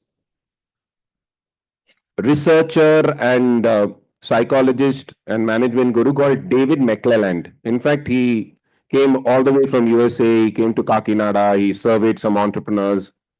And in that, he identified three needs which motivate an individual: need for achievement, need for affiliation, need for power. And he found out how need for achievement motivates entrepreneurs. And in that research study, he gave around 8 competencies which make a very good entrepreneur. Fast forward another 35 years, 40 years, the most premier institute of entrepreneurship in the world is an organization called the Arthur C. Blank Institute of Entrepreneurship, which is in Boston, Texas. And they also conducted it's in Babson College in Boston, Texas, and they also conducted a research, and they followed a very different approach. They interviewed some of the greatest entrepreneurs in the cusp of the 2000, 2001, they interviewed Michael Dell and Bill Gates and all the great entrepreneurs, including Ratan Tata, etc. And they identified 11 competencies of a good entrepreneur. Now, I went through both these competencies, the 8 competencies and the 11 competencies, and I've chosen 3 competencies which are common to both of them. So, time permitting, we will do that. And I've given simpler terms for them. They've given very high funda words, okay? Locus of controls and vision and all. I'm going to give you in a very simple terms 3 absolute essential requirements or competencies to make a great entrepreneur. So let me start off with the first competency. I'm not going to tell you the competency straight away, but I'm going to narrate an incident which happened when I was in my school days. So it was the late 1980s, early 90s. Okay, I'll give you the year. I was in my 10th standard and I had taken my ICSE. So because I had taken ICSE, we had to take a 6th subject. So we had the normal 5 subjects, your second language, English, math, social studies, and science. And we could take a 6th subject. So I had taken commerce as my 6th subject. So as a part of our commerce, we were taken to we had to do an industrial visit. And somewhere in 1987, just around 1 year before I went there, this was 1988 when I was in my 10th. I didn't want to tell you the year because you'll guess my age, but then forget about it. Okay. But anyway, so 1987, the Tatas and the Tamil Nadu Finance Corporation had started a very, very big industrial complex in Hosur. Now it's a giant. Anybody knows which is the company that was started by Tata and Tamil Nadu Finance Corporation in 1987? Titan. Very good. So it was started in Hosur. So the Tatas had started that and we had the chance of going there. So we went over there. We were around 30, 40 boys. And we went around the entire, the guide showed us the entire way in which the production is done, everything. And we came to a place where there was a room outside which was written the words, "We are in 2008." Now remember, we were in 1988, okay? And it was written, "We are in 2008." So we asked the manager over there who was showing us the place, "What is this department?" He said, "It's the strategic planning department." We said, "We want to go inside and ask what is this all about." So he said, "Okay." So we went inside the strategic planning department. And inside there was a man who was sitting there. And we were only 10th standard students. So we asked him, "Sir, what is this strategic planning department? Why are you writing we are in 2008? The man was one of the greatest entrepreneurs of the Indian era. His name is Harish Bhatt. If you get a chance, please see his videos. He talks about the Tata life. He's spoken a lot about Tatas and he's now the brand custodian of Tatas. Okay. And he told us, "Which watches are y'all wearing?" Because we asked him, "We are in 2008. So he asked us, "Which watches are you wearing?" In those days, in the 1980s, there was a watch brand called HMT. I don't know if y'all would have heard of it. Most of y'all wouldn't have been born, but whatever. But there was a brand called HMT, which was a government-run institute, Hindustan Machine Tools. And we said, "We have a HMT watch, sir." And he asked us, "What is the tagline of HMT?" So we knew the tagline. In those days, TV was very prominent. So we said, the tagline of HMT is "Timekeepers of the Nation." So we asked him, "Sir, why are you asking that?" He said, "Do you know that in 2008, when we sit in this room, we envision what will the watches be in the next 20 years. And we think that watches will no longer be timekeeping instruments." Then we said, "What is it going to be, sir?" He said, "Watches will evolve into fashion accessories. Watches will evolve into status symbols. Watches will evolve into gifting ideas. And we in Titan are trying to shift the competition and try and launch watches not as just timekeeping instruments, but as fashion accessories, status symbols, gifting ideas." Fast forward 20 years, by 2008, at that time, Titan hardly had 1-2% of the organized market of watches. 2008, it had nearly 70% of the organized watch market. Now it might be having around 80, 85%. And they stuck to that. They launched their fashion accessories, Fast Track. They launched their status symbols, Titan Raga, Titan Sonata. They launched their gifting ideas, Titan Bandhan, etc. But what was the most important thing which Mr. Harish Bhatt did at that time was he had a vision, he had a focus for the future. And that's what I'm trying to get you to the first competency, that every entrepreneur worth his salt has a goal or a vision for the future. And that vision drives him. That vision drove Titan to become one of the greatest brands of our century. All because he thought what would happen to the brand after a particular period of time. Remember when you were small, you wanted to burn a paper without using fire. How did you all burn it? Remember, you all used to go to the field, take a piece of paper, then take a magnifying glass and focus the rays of the sun. I had also done it in my 6th standard. I had lost my eyesight only in my 8th standard. So in my 6th standard, when I took this paper and went and tried to focus the rays of the sun, it didn't burn. Then I asked my teacher, ma'am, why is it not happening? She told me, let me come and see. So I took her and I was holding my hand. She told, Radip, I came to know why is it not burning. I told, my ma'am. She told, your hand is shaking. There is no proper focus. I'll hold your hand and see it will burn. She held my hand. The rays focused and it caught fire. You can go to the hottest day in the Sahara Desert and hold a piece of paper, and if your hand is shaking, the paper won't burn. You can come to a cold day in Bangalore when they say rays of the sun are not so direct, but if you have that clear focus, if your hands are not moving, the paper will burn. And every great leader has that. Every great entrepreneur has a vision for the future. Let me tell you one more very nice incident. All of you all have heard about the founder of Reliance Industries. What's his name? Dhirubhai Ambani. Fantastic. Okay. So let me tell you a story. Dhirubhai Ambani was a petrol attendant in Aden. Aden is in South Yemen. Before Yemen, it was only a unified Yemen. Then it got separated into North and South Yemen. You should also know that the only constitution of a country which is written by an Indian is of South Yemen by Dr. Sandeep Shastri. Okay. Now coming to our point. So South Yemen, he went over there and he came back to India in the 1968, late 1950s, early 1960. And he was selling cut piece cloth. You know this pant pieces, shirt pieces, etc.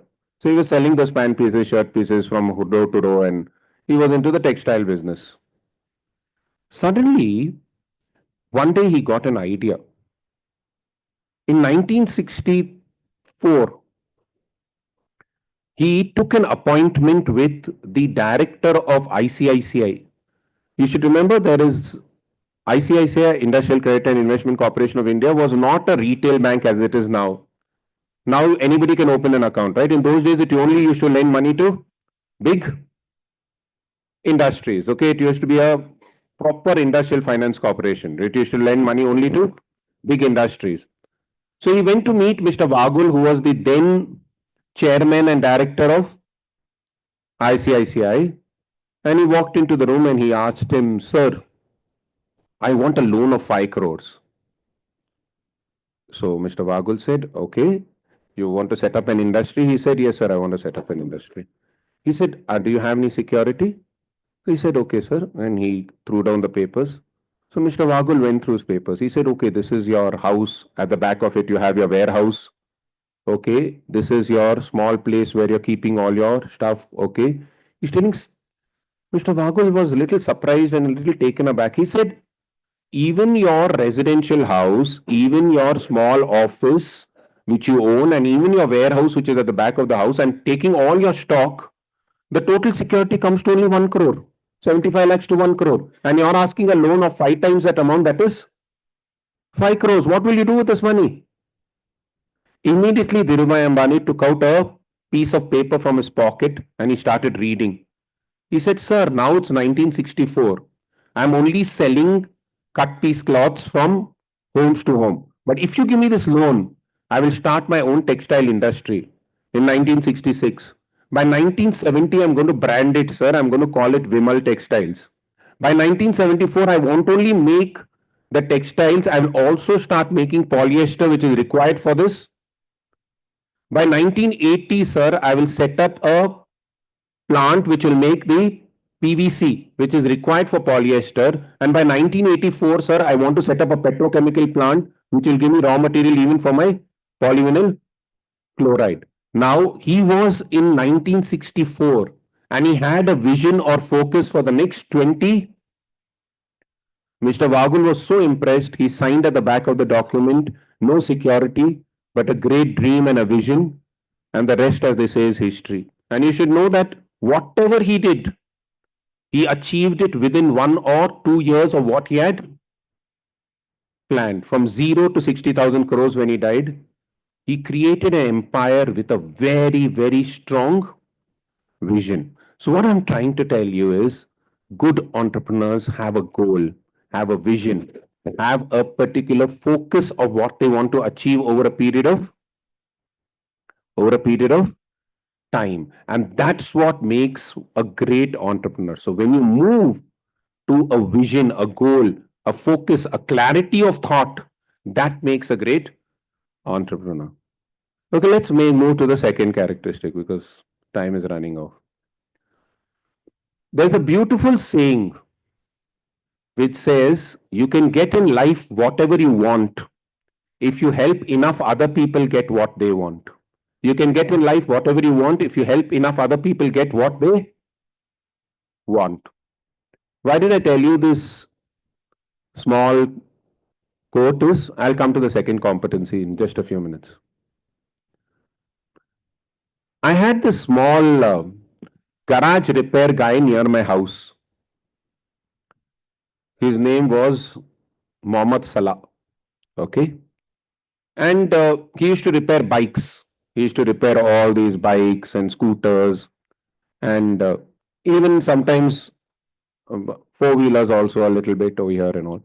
But his business wasn't doing well. He used to service them also. He was very good at servicing them because most of us prefer to give our bikes to the normal registered service dealer, whether it's Hero, whether it's Honda, whether it's whichever company you want, or if it's a Maruti Suzuki, you'll go there, right? So he wasn't doing too well. And he was a little upset. What is happening? He went around asking people, why are you not? My prices are much cheaper. I can service your bike and cars at a much cheaper rate. Why are you not giving it to me?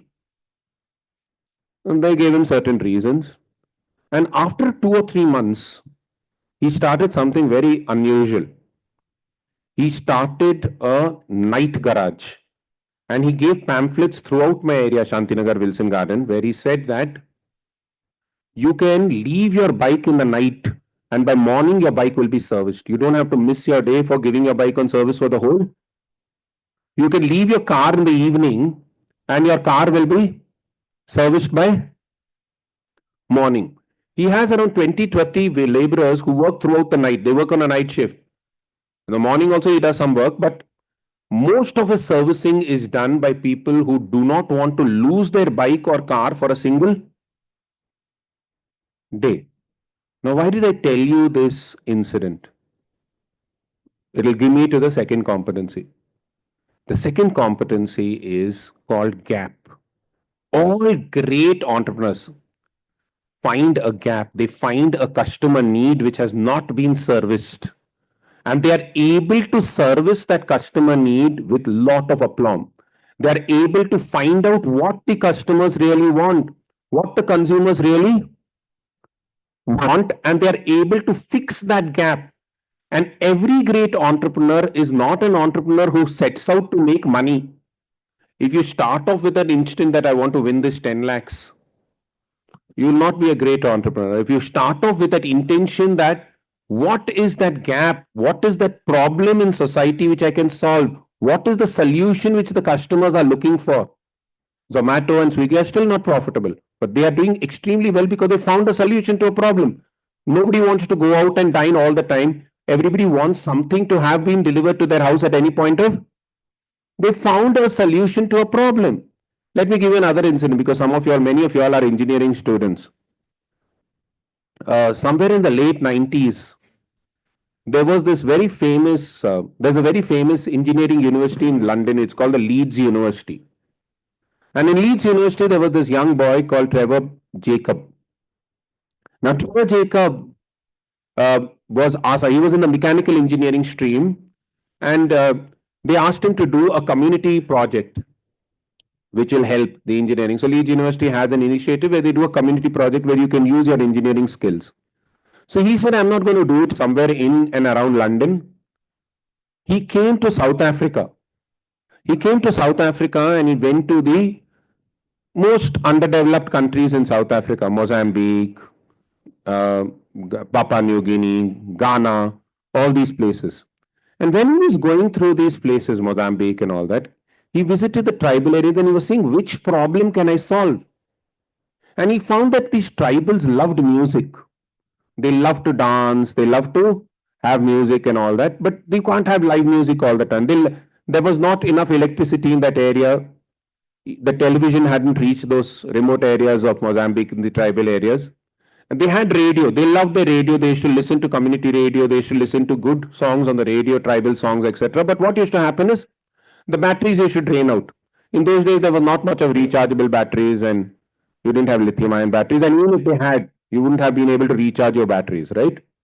So he was little wondering, how do I help these? These people love dancing. They love to listen to music, but they can't afford batteries. They can't afford to put those dry cells into the radios, which will it will last for a week or so, and then they'll have to again spend the money. So he was thinking of a way to help them. And the next day morning when he got up, a watch fell from his bag. He picked up the watch. It wasn't his watch. It was his grandfather's watch, which he always kept as a lucky charm. He loved his grandfather, and grandfather had passed away. And if you all know that watches in the 1970s, 80s were not the normal quartz watches which you have now. Anybody knows what were those watches? Those were the spring watches. Have you heard of the spring watches? You wind up the watch, the spring, and it lasts for 24 hours. Or you all have seen those toys, right? You put the key and then the toy starts moving up and down, right? Like that, they had those mechanical spring watches. And he got an idea.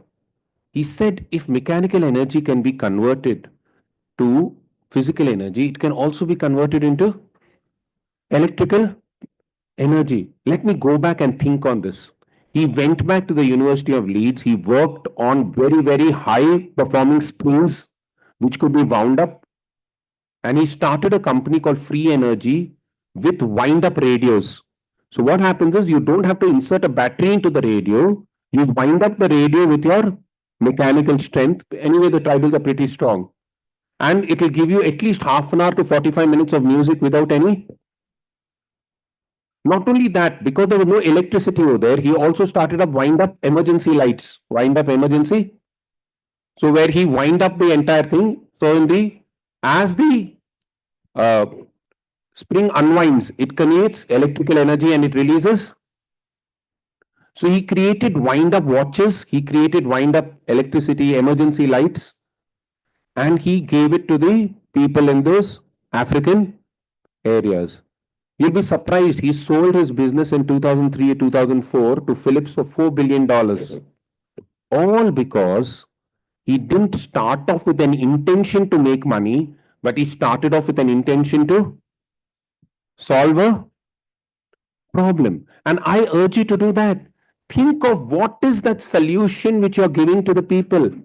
Remember, I'm going to repeat it again. You can get in life in whatever you want if you help enough other people get what they want. And it's not true. I'm not going to give you only these examples which are there from foreign places.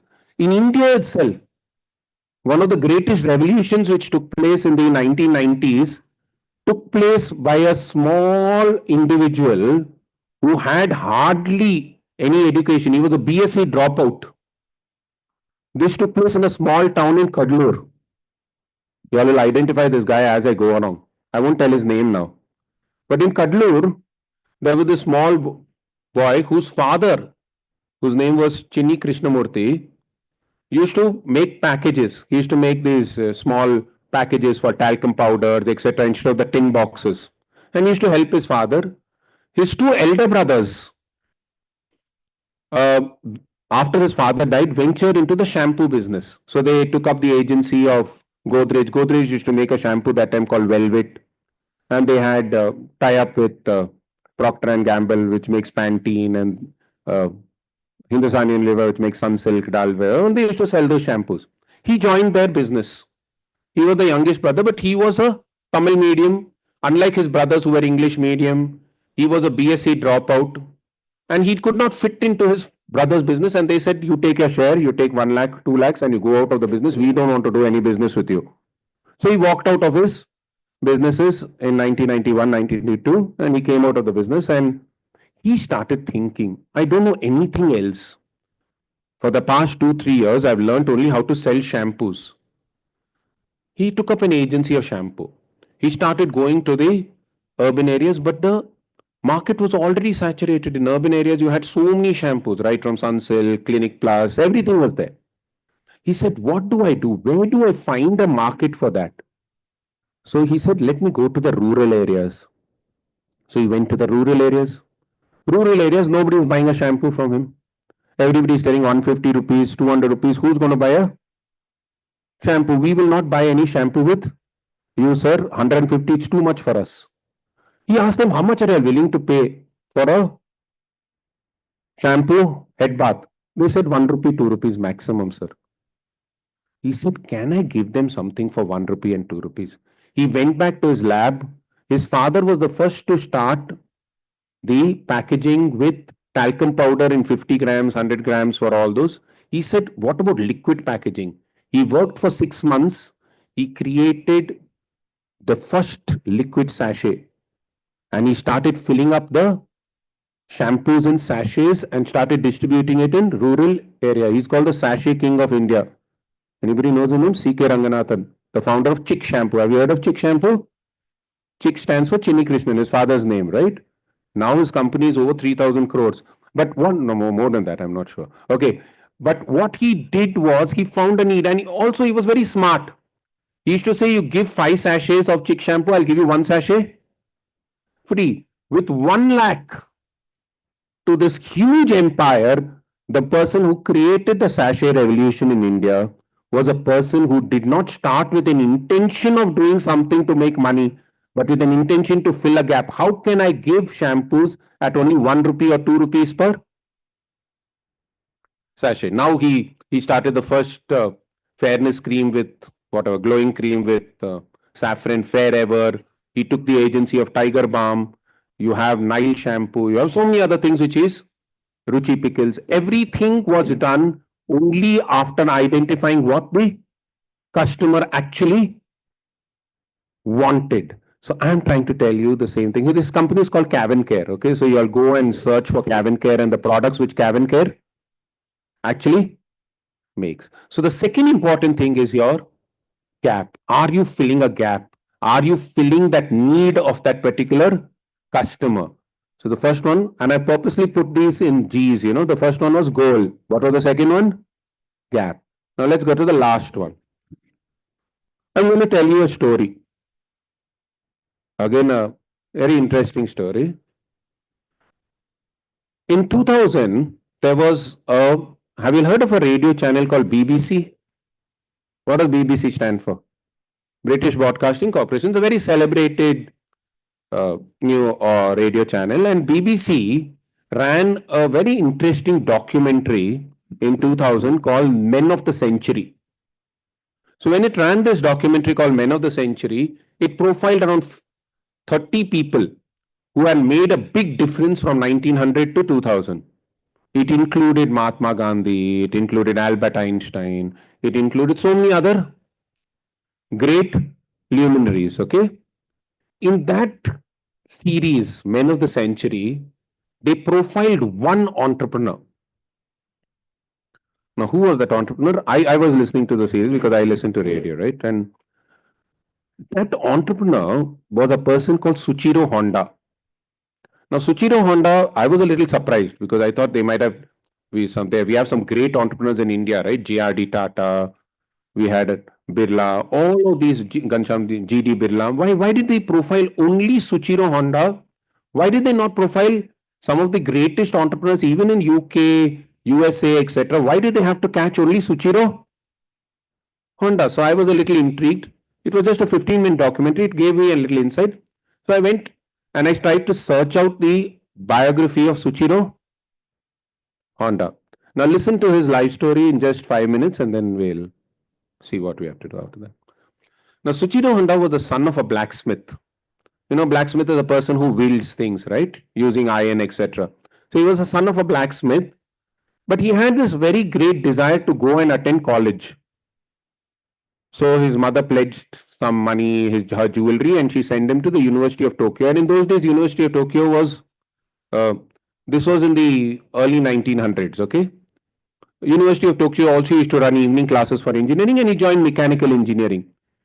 Once Suchiro Honda joined the University of Tokyo, he had this very great desire that I want to supply piston rings to Toyota. Toyota was a well-established automobile company in the 1920s.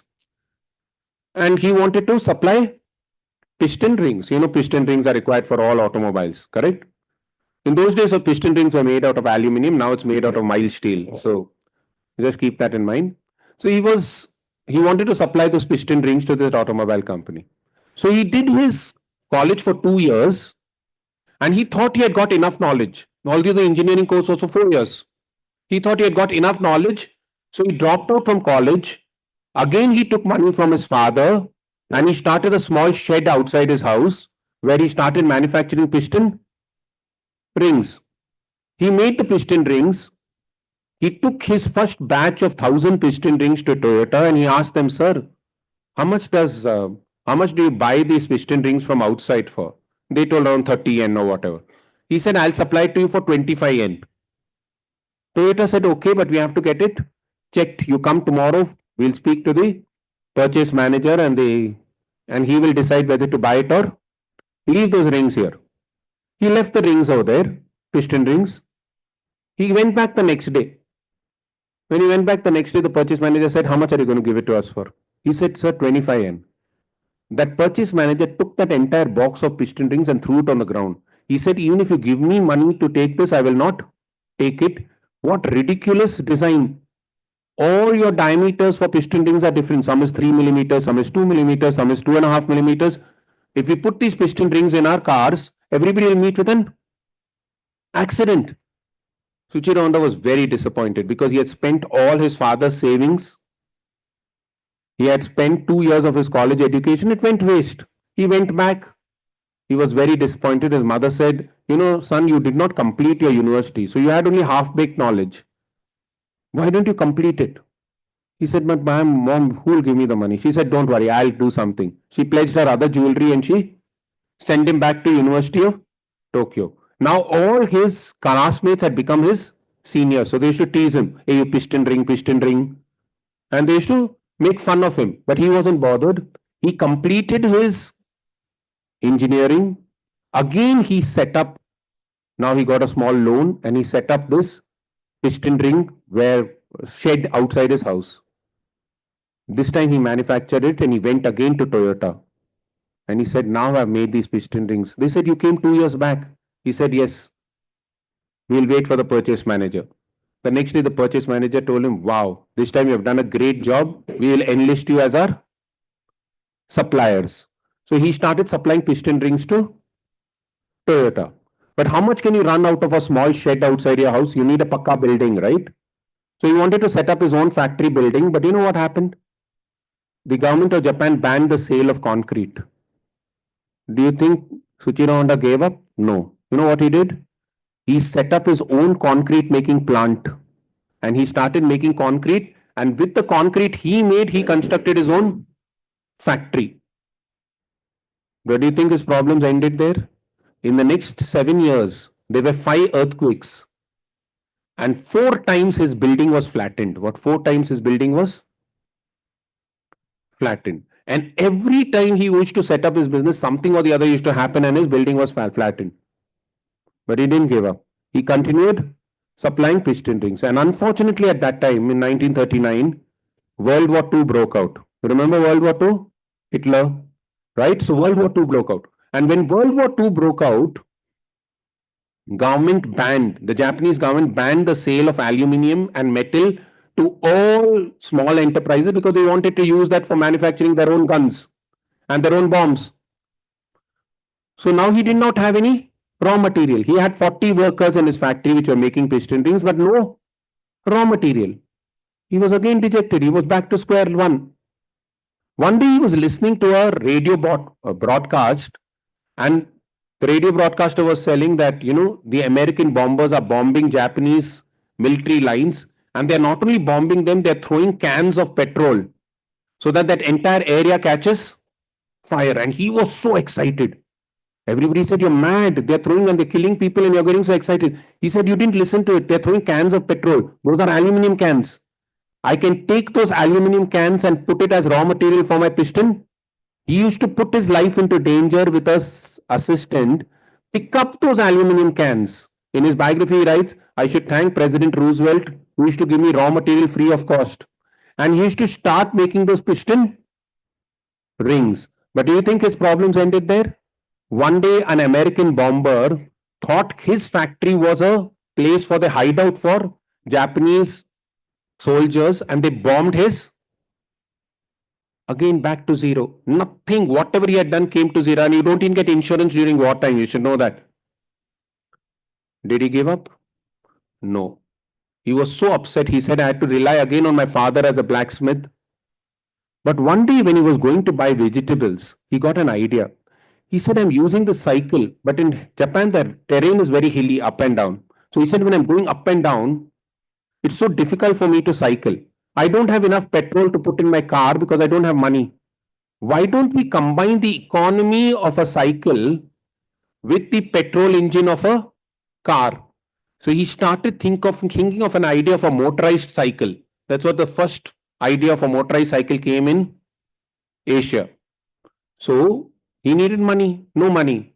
So now he went to all the cycle shed owners across Japan, around 2,000 of them, asking them, "I'm starting a new company which is going to make motorized cycles. Please become part of it, become shareholders. I'm going to call it Honda Inc." Out of 2,000 people, only 200 agreed, 230 or something. 1 out of 10 people agreed. Everybody else rejected his idea. He got the money and he started making motorized cycles. The first motorized cycle which came out from his plant was called Honda Lion, which used to roar like a lion, when it started. And he thought it's going to sell. He had around 1,000 bikes made in his. But do you know how much sold in the first year? Only 2. All his shareholders came and they ransacked his house. They said, "What a useless thing. You took all the money. They took away his furniture. They took away his fan. They took away his everything." And he was left with nothing but those 998 unsold. And he said, "This idea is so good, but why did they not buy it?" So he started asking the Japanese people, "Why are you not buying these motorized cycles? What's wrong?" They said, "Your cycle is good. Your motorized cycle is good. But Japanese are very small built.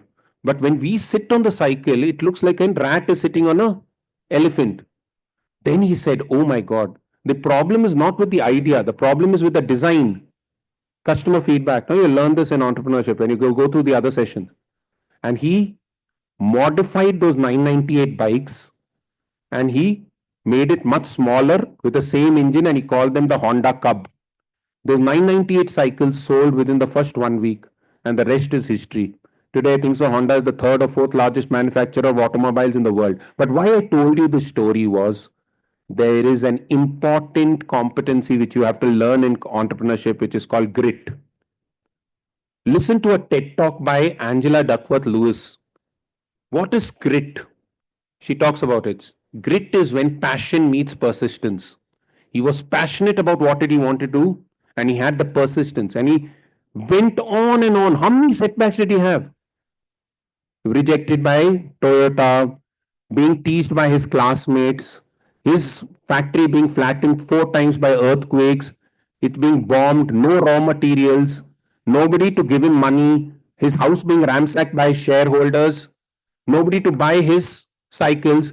But all this, Suchiro Honda persisted. And one of the greatest quotes of Suchiro Honda when they interviewed him in the BBC was that, remember, failure is an event, it is not a person. What failure is an event, it is not a person. So, what were the three characteristics I talked to you about the competencies? The first one was goal or a vision. Can you focus? What was the second one?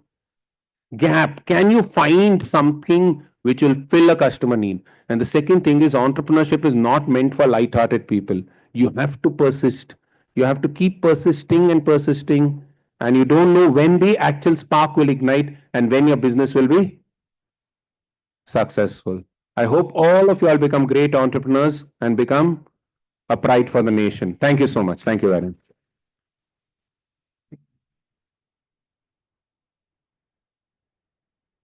Sir, just wait here for a minute.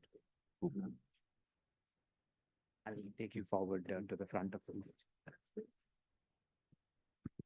Thank you, Dr. Rajdeep Manwani, for highlighting that successful entrepreneurs are those who find a gap in the market and solve a problem.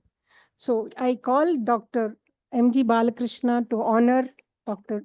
Manwani with the memento.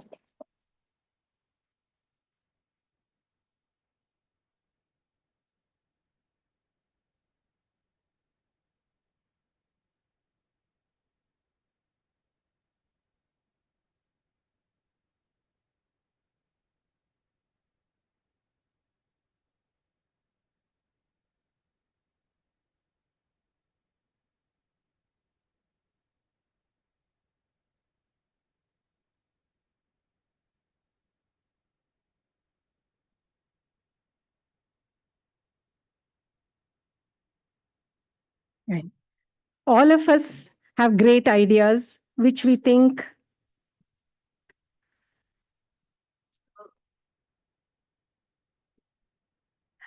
so all of us have great ideas which we think we can create a great business with. But are all our ideas implementable? Can we convert all our ideas into business? I'm afraid not. Some ideas are more likely to succeed than others. But then how do we find out which ideas will succeed and which we will not? For that, I have Mr. Prashant Sheth, Vice President of Software Engineering Company Circles, with us. I request Mr. Prashant Sheth to come to the dais. Can I just request my core committee members to join me on stage for a photograph, please? May I request the core committee members to kindly join on stage for a photograph, please? Let Rajdeep sit for a minute. Come on. Come on. For a photograph. Come. Sir, I will go.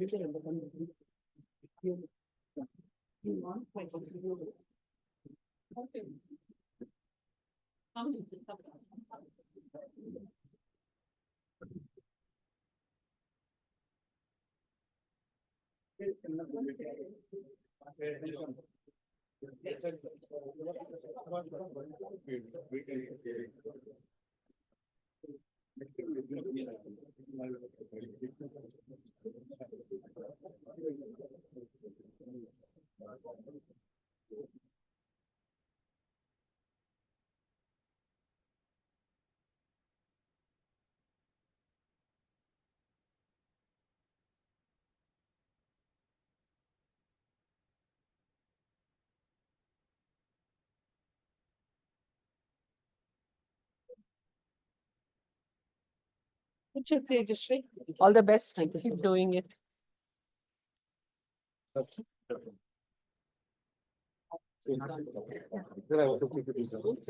So students, please sit, please sit. We are continuing with the next session, and please request you all, while the session is on, let's not move around, okay? So we have excellent, yes. I think we have organized one more room, okay? So apart from the auditorium, we have S. Babu Hall, NKS Hall, and Tally Hall, where the chairs are organized but not all the team members move out. One of you just move, see if there is place, then the rest can leave. We already have the next speaker coming in. My request to you is in between the sessions, please don't move around. It is going to disturb the speaker. So that's one. Second, in case if you want to take a bio break, only once the speakers are getting changed, you will have to hop in and hop out and hop in, right? Also, for all of you, the Tetra Packs will be served here inside auditorium. In fact, food is not allowed here, but because if we leave you, then you'll take your own sweet to come back. So we will be serving it here. And there'll be a black dustbin covers which will be coming to you. So once you drink the Tetra Pack, ensure that the waste is thrown in the bin. Thank you. So students, we are almost 600 people here. So that is 600 ideas. Do you think all the ideas will work? We are not sure. So to find out which ones will succeed and which one will not, we have Mr. Prashant Sheth here in the auditorium. I welcome Mr. Prashant Sheth, please. Please take it. Mr. Prashant Sheth is Vice President of the Software Engineering Company Circles. Okay. Students, settle down, please. All of you settle down quickly. We are starting the next technical session. I think we can close the door. Door close my window. Please close the door. We'll start the session.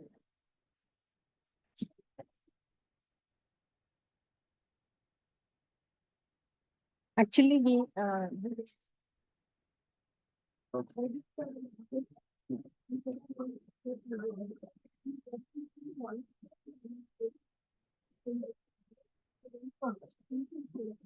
there is so much spirit of entrepreneurship.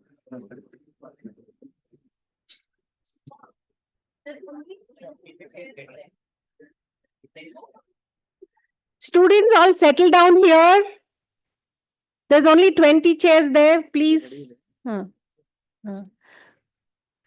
All of you settle down here, please. Yeah. So let's start the next technical session. So we have Mr. Prashant Sheth here as Vice President of Software Engineering Company Circles. Circles is a global technology company reimagining the telco industry with its SaaS platform.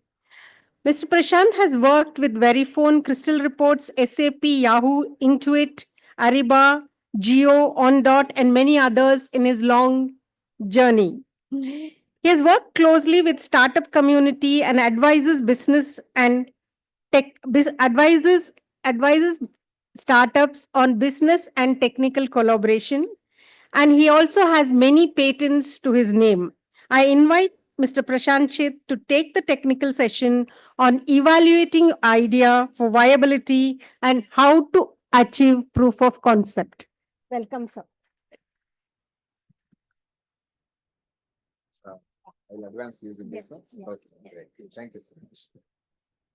ನಮಸ್ಕಾರ ಎಲ್ರಿಗೂ. So ನಾನು ಅಚ್ಚ ಕನ್ನಡದ ಹಳ್ಳಿ ಹುಡುಗ, ಹಳ್ಳಿ ಸ್ಕೂಲಲ್ಲಿ ಓದಿದ್ದು, ಕನ್ನಡ ಮೀಡಿಯಂ ಅಲ್ಲೇ ಓದಿದ್ದು. ಸೊ ತುಂಬಾ ಹೆಮ್ಮೆ ಆಗ್ತಾ ಇದೆ. ಸರ್ ವಿಶ್ವೇಶ್ವರನ್ ಅವರು ನನ್ನ ಒಂದು role model. So I am in a stage with his name is a big honour to me. So ಶುಭೋದಯ ಎಲ್ಲರಿಗೂ. ವೆಲ್ಕಮ್. ಮುಂದಿನ ಕನ್ನಡದಲ್ಲೇ ಮಾತಾಡೋದಿಲ್ಲ, ಇಂಗ್ಲಿಷ್ನಲ್ಲೇ ಮಾತಾಡ್ತೀನಿ. ನಿಮ್ಗೆ ಏನಾದರೂ ಒಂದು ಪ್ರಶ್ನೆಗಳೇನಾದ್ರೂ ಇದ್ರೆ ಕನ್ನಡದಲ್ಲೂ ಕೇಳ್ಬಹುದು. Okay, so good. So my name is Prashant and in industry people call me Prash. So I have been with industry for a while. Now my first job was a startup in 1996 when there was no term called startup. I was employed in a company in Sadashinagar in a 3-bedroom house. I used to sit in the kitchen and develop the software. That's how I started my startup journey. And yeah, so this is where I am right now. Okay, great. I'll have to learn how to advance this. Yeah, okay, good. So the topic today is concept to product. So you have an idea and you want to take it to product stage, right? How many of you have great ideas? Just raise your hand. This will be an interactive session. How many of you have great ideas? I thought everybody will raise their hands. So like, what is going on? Okay. I brought this water bottle for a reason. Okay. I came all the way from Whitefield to here. I brought it for a reason. When you see this water bottle, many people get many different ideas. Okay. It's a plastic garbage. Let's recycle it. One idea, right? You cut it in half. You can use it as a funnel. Another idea. You cut it some holes in this one, grow plants in it. Another idea, right? So there are multiple ideas that can happen by either crushing it or by growing it. So an idea only grows based on how many wings you give to it. Right? So therefore, we can see this as a problem or we can see this as an opportunity. That's the entrepreneurial spirit that we need to have. We want to see this as an opportunity, not as a problem. If you see it as a problem, then make a solution out of it. So that's an entrepreneurship opportunity, right? So let's look at it. So what do I have in store? So you get all these ideas, right? So a lot of eureka ideas. Where do you get ideas from? It's either from your thoughts. Okay. You might have thought about something cool. You get ideas. You may spot an opportunity. How do you spot an opportunity? Maybe you went I know one of the startups that I work for, it is a fintech area. So the founder, he used to live in US. And then once he had to travel he used to live in West Coast and he had to travel to New York. And somehow his wife could not go for shopping because he was carrying the credit card. Okay. So then he thought no, the idea was even better. His wife went for shopping with her credit card, but he could not control it. Okay. So that's a better story, I think, right? So then what happened is he figured out, okay, if there was a way I can stop overspending on the credit card. Okay. That's how the idea born. And most of you have bank accounts. Today, you can block your cards and everything, right? You can block, you can set a limit and everything. That whole thing is patented by a person called Dr. Vadur Bhargavan, who was the CEO of the company that I work for. So like these ideas are born out of some opportunities that is spot.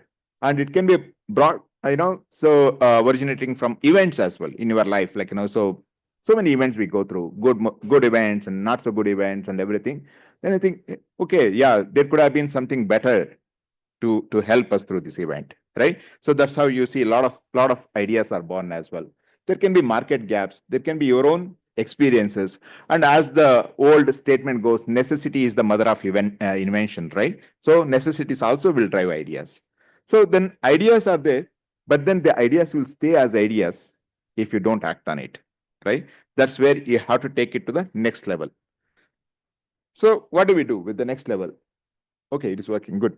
So you have to sharpen your ideas. So you take your ideas, right? How do you sharpen it? Basically, first you have to visualize the product that you are building. Okay, let's say give me an idea. Who has an idea? Maybe we'll take the water bottle. Okay, we'll crush the water bottle. Okay, what will you do with this? You want to visualize roads built from recycled plastic. You want to visualize, cricket stadiums being built out of it.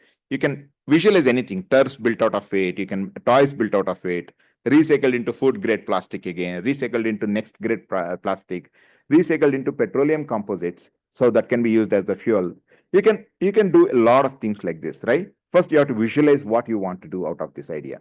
If you don't visualize, that means it is just an idea. You are not thought through it. You have to visualize the end game. So that's the most important part.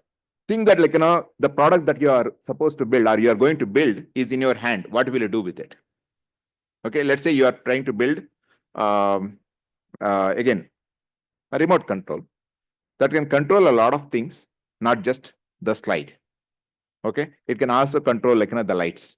It can also control something else, the ambience temperature of the air around here and everything.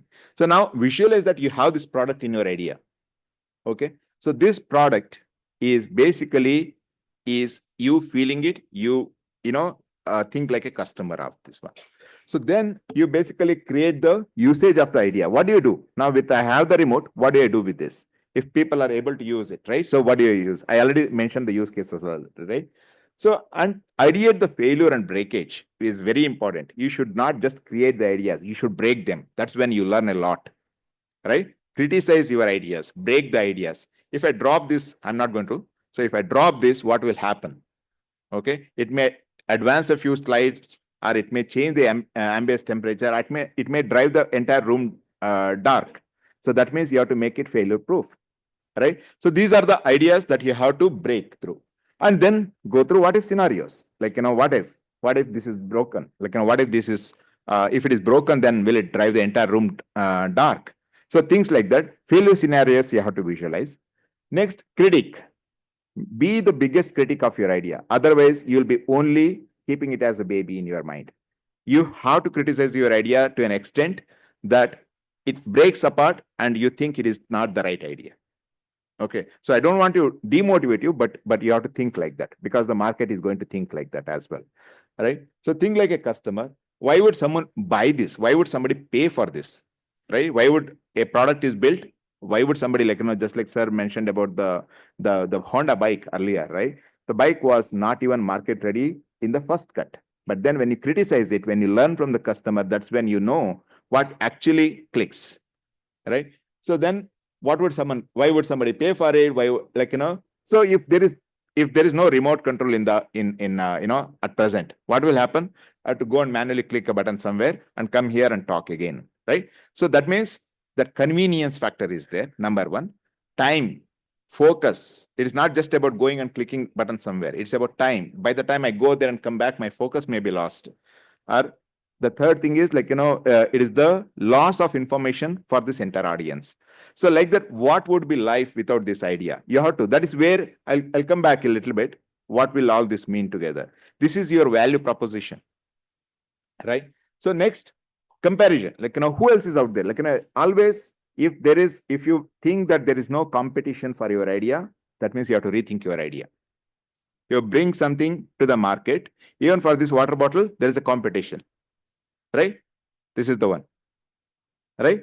A better alternative or a different alternative. I can't say it is better, right? So therefore, every product in this world has a competition. If you think there is no competition, okay, then you have to rethink. Probably you are way ahead of the generation, number one, or you are in a no man's land. Means nobody wants to go there. Okay, so that's why think about competition. So how is competition doing? Why you are alone, right? Why you are unique?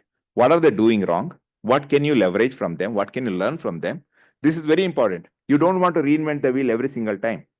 Okay, so only so then, if there are competitions, you have to think whether they are making money. Are they really profitable? If this is not a profitable business, then what can you do differently to make it profitable? That's important. And why is it better? Why is your concept better than others? They may be manufacturing at a lower, cheaper cost and everything. Remember, there are bigger giants in the market who can take a very, very small margin cut to crush the startup business coming up. Very, very easy for them, because they have deep pockets. They have a lot of, presence in the market. They have a logistics. They have, distribution, so many other aspects. So therefore, startups have to be nimble. They have to be very niche. They have to be very focused. As a result, the startups will shine. And if you look at across all the startups in anywhere in the world, right, this has been one theme that has been behind all the winning startups. Okay, so now in this picture, I put some hats here. These are all hats. Okay, have you heard of this thing called 6 thinking hats? Anybody has heard of 6 thinking hats? Yes, no?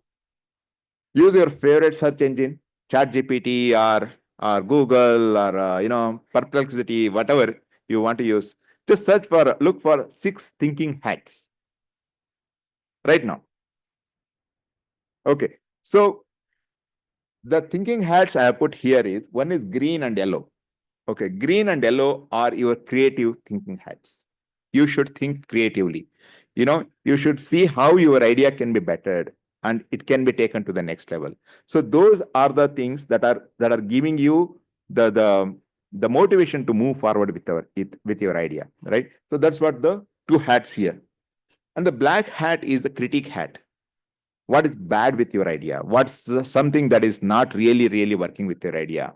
How would somebody else can break? How can they break? If you, let's say, you are going to get a patent, then the patent code declines that, saying that, like, hey, this is already patented. So things like that. Black hat is about your critic hat. Wear these hats. There are 3 more I left out, but like, you can look for now, by the way, right? So now wear those hats and think about your idea, how it is progressing right now, right? Where it lands. So from this, we'll go to the next one. Once you sharpen your idea. Yeah, good. Okay. So now there is a solution. All of you come up with an idea with a solution, right? But most important thing is problem, not the solution. I'll tell you, don't get ever married to your solution. Then you look at everything as a, like, there is a saying in US, like in our, or in the West, saying that a person with a hammer looks at everything as a nail. Don't start with hammer, start with nail, right? So a problem is far more important than the solution itself. So that's why start with customer research. So I use some industry terms, sorry, so TAM means total addressable market. Okay. Can you sell your product to as many, are there enough customers to buy that? Can you really address that market? How big is the market? Is it worth 100 crores or is it worth 10 crores? Okay, that is your addressable market. If I sell this bottle to everybody at say 50 paise, right? Then is there enough market to buy these bottles? Right? Is it recyclable? There are lots of other areas, right? Like this. So address your sorry. One second. Yeah. So this one. So address your market. So don't get married to the idea until so throughout I spoke about a lot of these things. So that's why I unnecessarily advanced it. But there is one important thing what Sir said in the previous session as well. You see, lots of companies started with something and they ended up doing something else. Okay. How many of you have not heard of Amazon? Not heard of Amazon? Just raise your hand. Okay, good. How many have you heard of Amazon? Okay, everybody, almost everybody. Okay. So, you know what Amazon did in the beginning? They sold just books. Steve Jobs used to go book, block by block with, books in his hand. He used to deliver. Okay. And 2 of his colleagues. So, have you heard of AWS? Yes. Anybody raise your hand? AWS. Okay, good. What does it stand for? Amazon Web Services, right? Amazon Web Services is largest business among the Amazon basket today compared to even Amazon Shopping. Okay. They actually invented a cloud-based infrastructure product to run Amazon because it was scaling so, it was going viral. So then they said, hey, why can't we sell our infrastructure also as a business? So that's how AWS was born. So Amazon went from books to marketplace to AWS. Today it is marketplace. They are not selling only their branded ones. They are selling everything else. They are a marketplace, not just a sales. They don't sell their own products alone, right? So many of you know Samsung, right? What is it known for? TVs, electronics. Everybody wants to have a Samsung phone. Originally they started with noodles.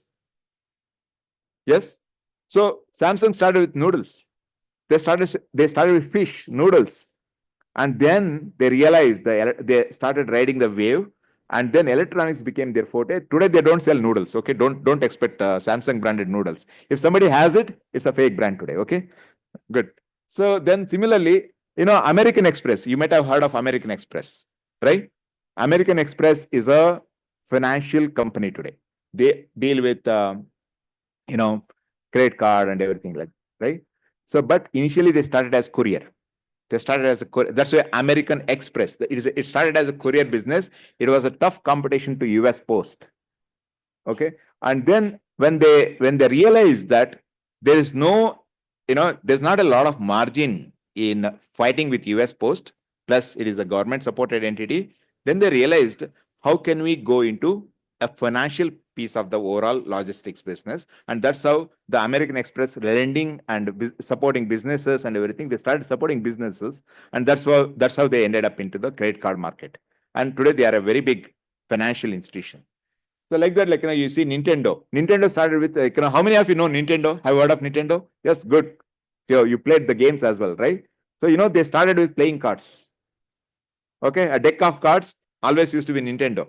They started playing cards and then they started pivoting into the. They are one of the biggest gaming companies. So similarly, A1. A1 is a very interesting story. Today they are very well known in perfumes. Have you heard of A1? Anybody? They control multi-branded perfumes today. So the guy who started A1, he started with soaps. Okay, in order to sell his soaps, he used to give a little bit of perfume to everybody. Saying that usually he used to sell into women, and so then when they bought it, then they he used to give them a complimentary piece of perfume. Then over time, what happened is he realized more than his soaps, the perfume is selling much better. Perfume is people are asking for perfume. Then he pivoted into perfume business. Soaps is closed. So that's how your idea starts somewhere, it ends up somewhere. It is because you learn over time. He doesn't so it doesn't mean that idea has to be static. No, I'm going to starting with plastic water bottle. If there is a need for something else, a thermos flask, then you have to pivot into that. Right? So that's how you have to kind of move your idea as you go. An idea that is stagnant is as good as it's not an idea. Right? An idea has to evolve over time. So now let's talk about a little bit about the customer part.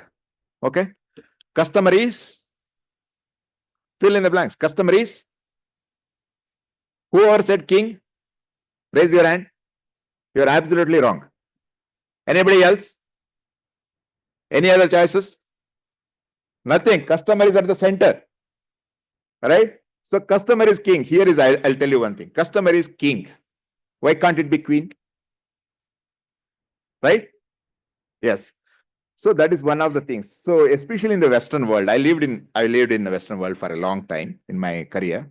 So in the Western world, it is important to keep your products and market them in a very, very general, neutral way.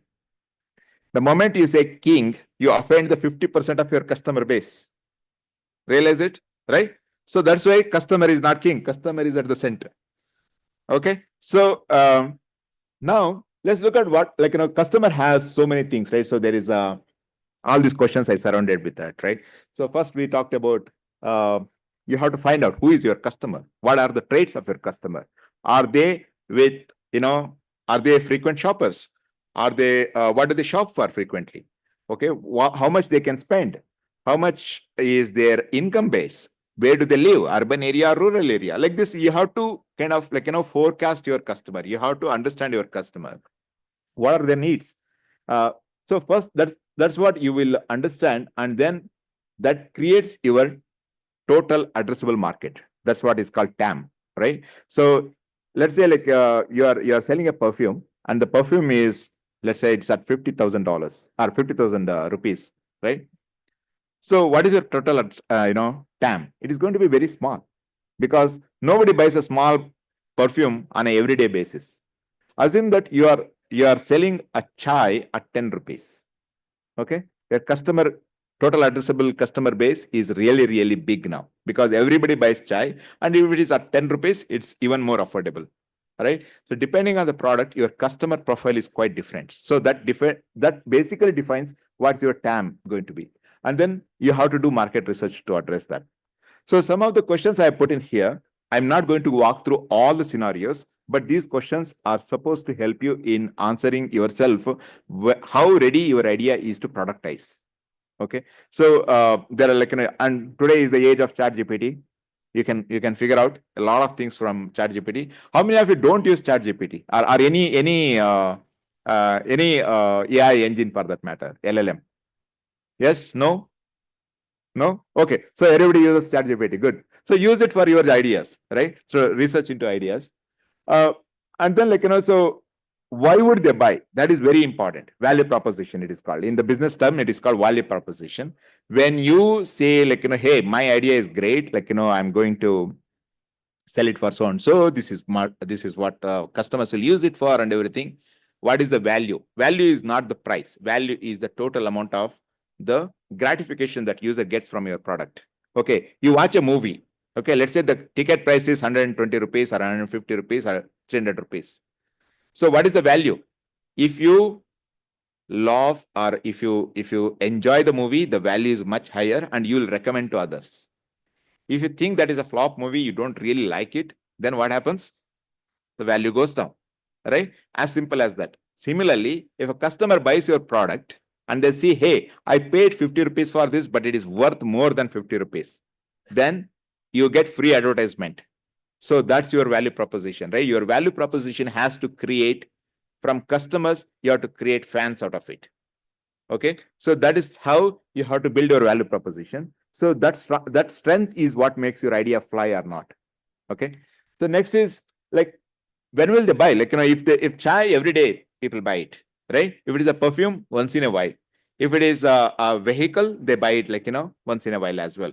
If it is a, ride hailing taxi kind of service, they buy it more often, right? So like that, like, whether it is service, goods, what kind of product you are selling or service you are selling, based on that, you have to figure out how often it is going to be used. That will help you in pricing as well. That will help you in how to make it easy to afford as well, right? That is important.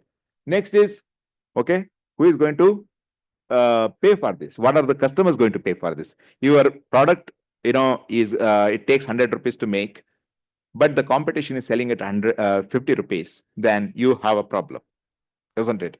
So then you have to figure out what is the payment, like what is the cost they can afford. That will help you in pricing your product. That will help you, ultimately you will see like, lots of cash flow, sales, investment, how much investment you need from investors. All these things are decided by what is your product's value and the price that you are going to sell at. Okay, Amazon has this algorithm called dynamic pricing. Have you heard of it?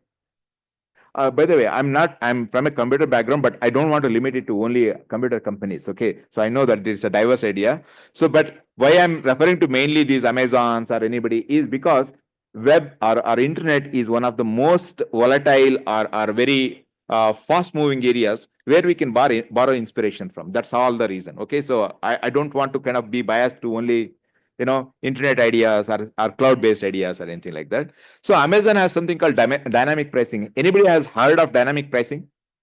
Yes, no? Okay, good. So at least one person has heard of the dynamic pricing. Okay, you go to Amazon, take an iPhone, okay, start shopping on iPhone. Okay, take an item, like something like around 2,000, 3,000 rupees item. Using an iPhone, you browse for it.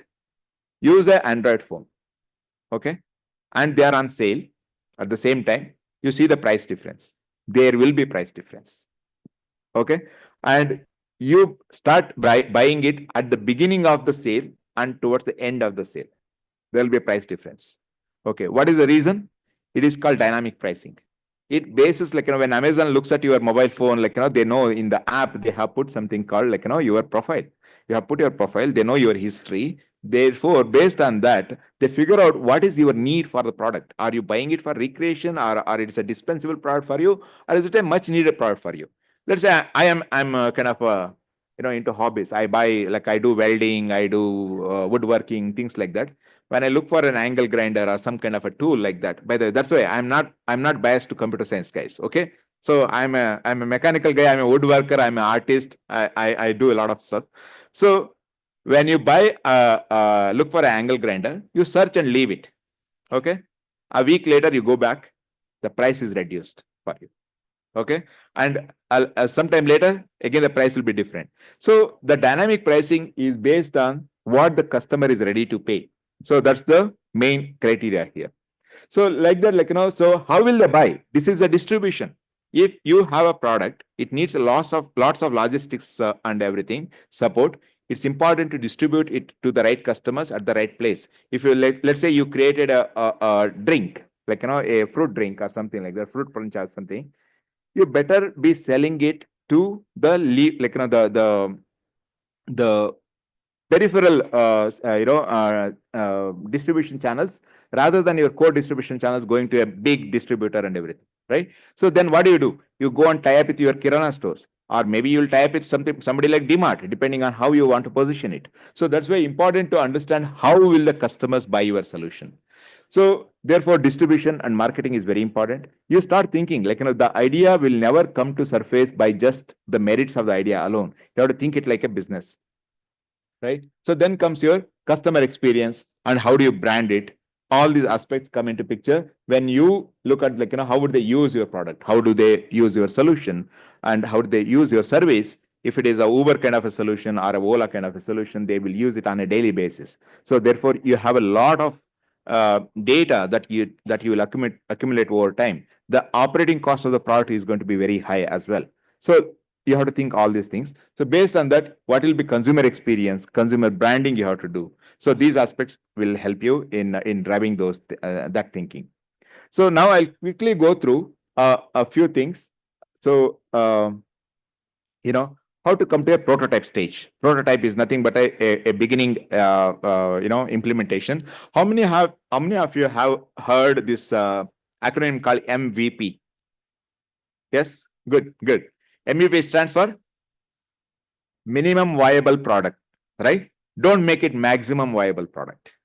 Okay, so minimum viable product means pick the top effective features from your ideas and implement them, try them. If you make it maximum viable product, it will take a long time to build it, right? So therefore, pick a couple of high impact use cases and make a prototype. If it is a mobile app, make it so today you can make no code, low code solutions as well. If it is a production system, if it is a food idea, make it and distribute it to relatives. If your relatives don't like it, then most probably the customer don't like it, right? So if it is some kind of a mobility solution, so try it in your neighborhood before you go go for a broader customer base. It depends on the idea, right? So be a user, not a builder. This is very important. Okay, first of all, you have to, as I said in the earlier, right? So don't get married to your idea, but to the problem. Be a user. By using your solution yourself, you will figure out what the problems are, what the issues are with your solution. And as a result, you are more likely to refine it, but don't be on the other side alone. Okay, so if you just be a builder, then you'll be always substantiating this is the best product in the world, but that's not going to be the case. So break it before you build it. What does that mean? Break it before you build it. What does that mean? Think of 100 ways it can go wrong, right? So you have thought about some idea. Think of 100 ways it can go wrong. Think of 100 ways it can be overcome. So then you are more likely to figure out all the negative test cases, right? Negative cases. So therefore, you will build a stronger idea. So therefore, break it before you build it. After you build it, breaking is very expensive. So that's why if you build and break it in your mind, it is much cheaper. Okay, so therefore, build it. Break it even before you build it. That is the in the coding world, I say this thing, right? The best code is that is not written. Okay, so if you don't write the code, that is the best, because you don't have to maintain nothing. So like that. So build, before you build it, you try to visualize all the negative cases that will come into picture. Think big, but implement incrementally. Your idea may be so very big. It's a big potential, but start with small. Don't try to boil the ocean. Okay, so then keeping it simple will help, because this remote is very, very simple. I don't have to read a user manual to figure out which is the next button or the previous slide. I don't have to read through a user manual, or somebody didn't have to train me. So I will quickly cover the next 3 stages. This is basically, one is plan, and there is build. The next one is learn. So it is a cycle basically. I'll come back here. So proof of concept, it's called MVP and proof of concept. They are used interchangeably, but they're a bit different. Proof of concept, you're trying. MVP, you're taking to the market or the potential customers. These are the two things. POC and MVP are not the same, right? And have you heard POC, proof of concept? Yes, no? POC is you are trying the idea. You are thinking whether it is working or not. It is not yet ready to go to the customers. So therefore, POC is your own idea, your own consumption. Whereas MVP is you are going to take it to the next set of customers that you think will give some feedback. In the POC stage, most important part I will think about is one thing that summarizes everything is okay. Audra, barta ilva? Okay. So the POC stage I can say is every startup, okay, whether it's POC or not, is be agile. Have you heard of agile? Yes, no? Please raise your hand. Agile. Good. What does agile mean? You have to move fast in increments, right? I'm an agile certified Scrum Master. by Ken Schwaber. Ken Schwaber is the founder of Agile Manifesto. So I trained under him. So therefore, I have been, with the Agile community for a long time now, almost 20 plus years now. So Agile is one thing that differentiates a successful idea and a not so successful idea. I'll tell you why it is. It's all about mindset. It's not about the process, right? So when you are planning a proof of concept, think about, what are the learnings you are getting. Proof of concept you are doing mainly to get learnings. Okay, this will work, this will not work. These are the limitations. These are the issues I'll face, right? You learn a lot. So when you learn, you adapt it in your idea. As you learn, you have to change your idea. It has to continuously evolve. That's what is all about Agile. So you will get this agility by doing things, not actually understanding it only, right? So you have to actually implement the agile ideas, and as a result, you will iterate more, iterate and adapt, iterate and adapt. That cycle has to continue when you build the proof of concept. Okay, that's very important. I'll not go into as many things here. In the software world, there is this concept of called automation. You are better off with automation. In other industries also, there is a lot of automation available today, right? So with that, you can automate. Why automation helps is because it will help you iterate fast. If you have to do a lot of testing, building so many things yourself, you will be left behind. So remember, your idea is as good as its productization. If you don't productize it well, nobody will appreciate the idea. It'll be just that question mark with a light bulb, right? So therefore, you have to bring the light bulb out and then make it a product. So now, after this build phase, you have to learn again, right? What do you learn? So share with some customers. Okay, what are they telling you? Are they really liking it? Do they love it? So like and love are two different things. Okay, if they like it, okay, yeah, good. If they love it, they'll tell somebody else, hey, look, this guy gave me this product is really good, and as a result, this is really good price, good value. You got free advertisement. So do they love it? That is important. Feedback. Keep your ears open all the time. Okay, and eyes as well. I'll tell you one thing. I was heading Geo, Reliance Geo's media group. I used to work with Mukesh Ambani.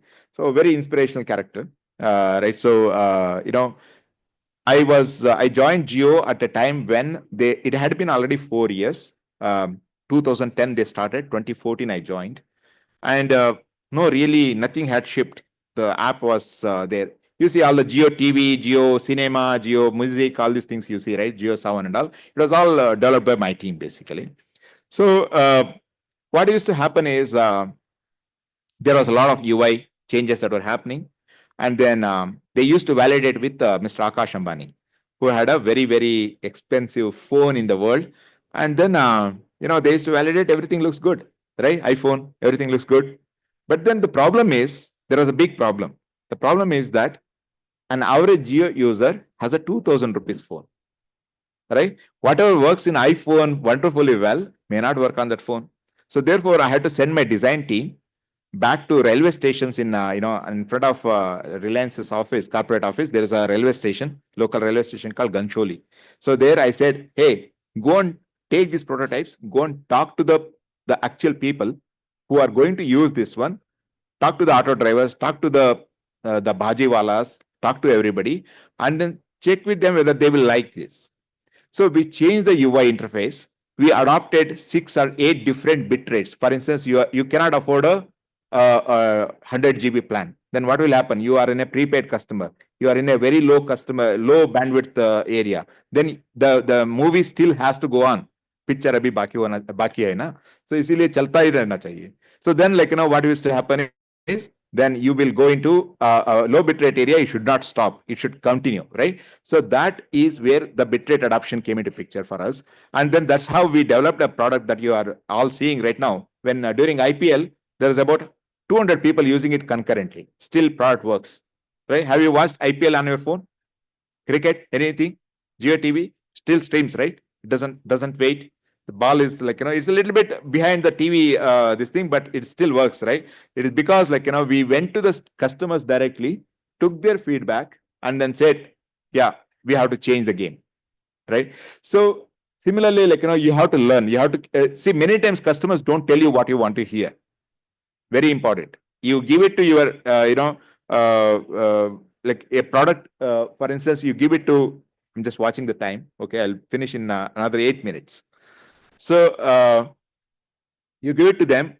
First thing is you have to learn, listen to what they are telling. Most importantly, you have to listen to what they are not telling you. That's most important, because how they are struggling with your product? Are they able to figure out how your product works? Are they able to figure out? Are they able to enjoy the product usage? All these things. Most important thing is 99% of the time they don't tell you. They just go away. How many times you have said, like, say, let's say you bought a washing machine. Okay, the washing machine works great. Have you gone back to the shop and said, like, hey, your washing machine works great? No. If it breaks, you bring it home. If it breaks, what happens? You go to the shop, hey, this is crap, man. Like, this is not working. And therefore, like, you go and complain to them. So that's why 99% of time, like, just like you, every user is the same. 99% of time, they don't come back and tell you what's wrong with your product. So similarly, pricing we talked about, and what are the failure points, what can go wrong, and the cost of your building as well, like, right? So we talked about a few of these points. And similarly, okay, sorry.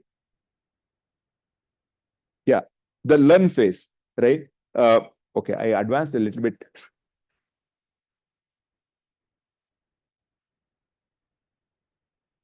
Okay, I think it's not going to that slide. Fine. So it's the cycle is continuing, right? So you have to plan, you have to build it, and then you have to learn from it, and you have to again plan from your learnings, and then you keep on going. So this cycle has to improve. This is called inspect and adapt of agile. So if anything that you want to take from this present, from this talk, take one word. It is called agile. Be agile in everything that you do. So that's all I think I have. Okay. Yeah. Thanks a lot, and all the very best to you. Thank you. By the way, I'll take my water bottle back.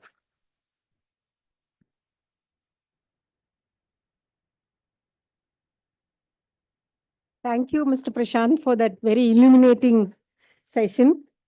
So students, how many of you are still sticking to your idea after understanding what you have to do next with that idea? Hands up. Okay, some of them are not. You have lost trust in your idea now. How does that work? So this is the rigorous process you have to put your idea through to understand whether it will work and create a proof of concept. I request our past president, Dr. Krista, to come and honor our speaker, Mr. Prashant Sheth.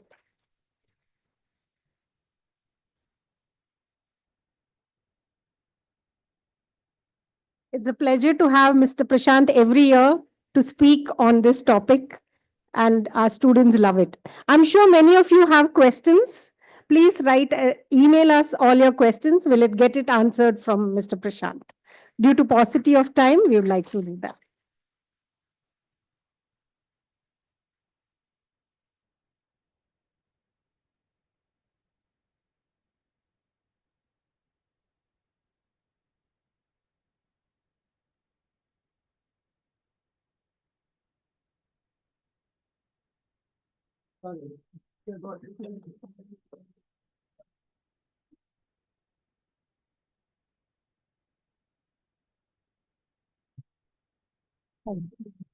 So students, as I've mentioned, if you all have questions for Mr. Sheth, please email us at MANTHAN and we'll get your questions answered.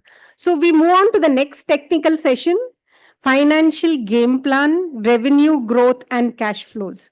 To take this session, I invite CA Shravan Gudatur onto the stage. Shravan, please come. One, yeah. Students, may I have your attention? So I understand most of you are restless, but my request to you is, since this is going live telecast as well, if there is a lot of noise here in the auditorium, it is affecting the people who are beyond Bengaluru who is watching and taking the benefit of this session. So my humble request is, if you are getting calls, if you feel that is important and you have to attend, please step out of the auditorium, finish all your work and come back. One. Second, no giggling, no murmuring. You are here to come out as entrepreneurs, make the best use of the sessions, right?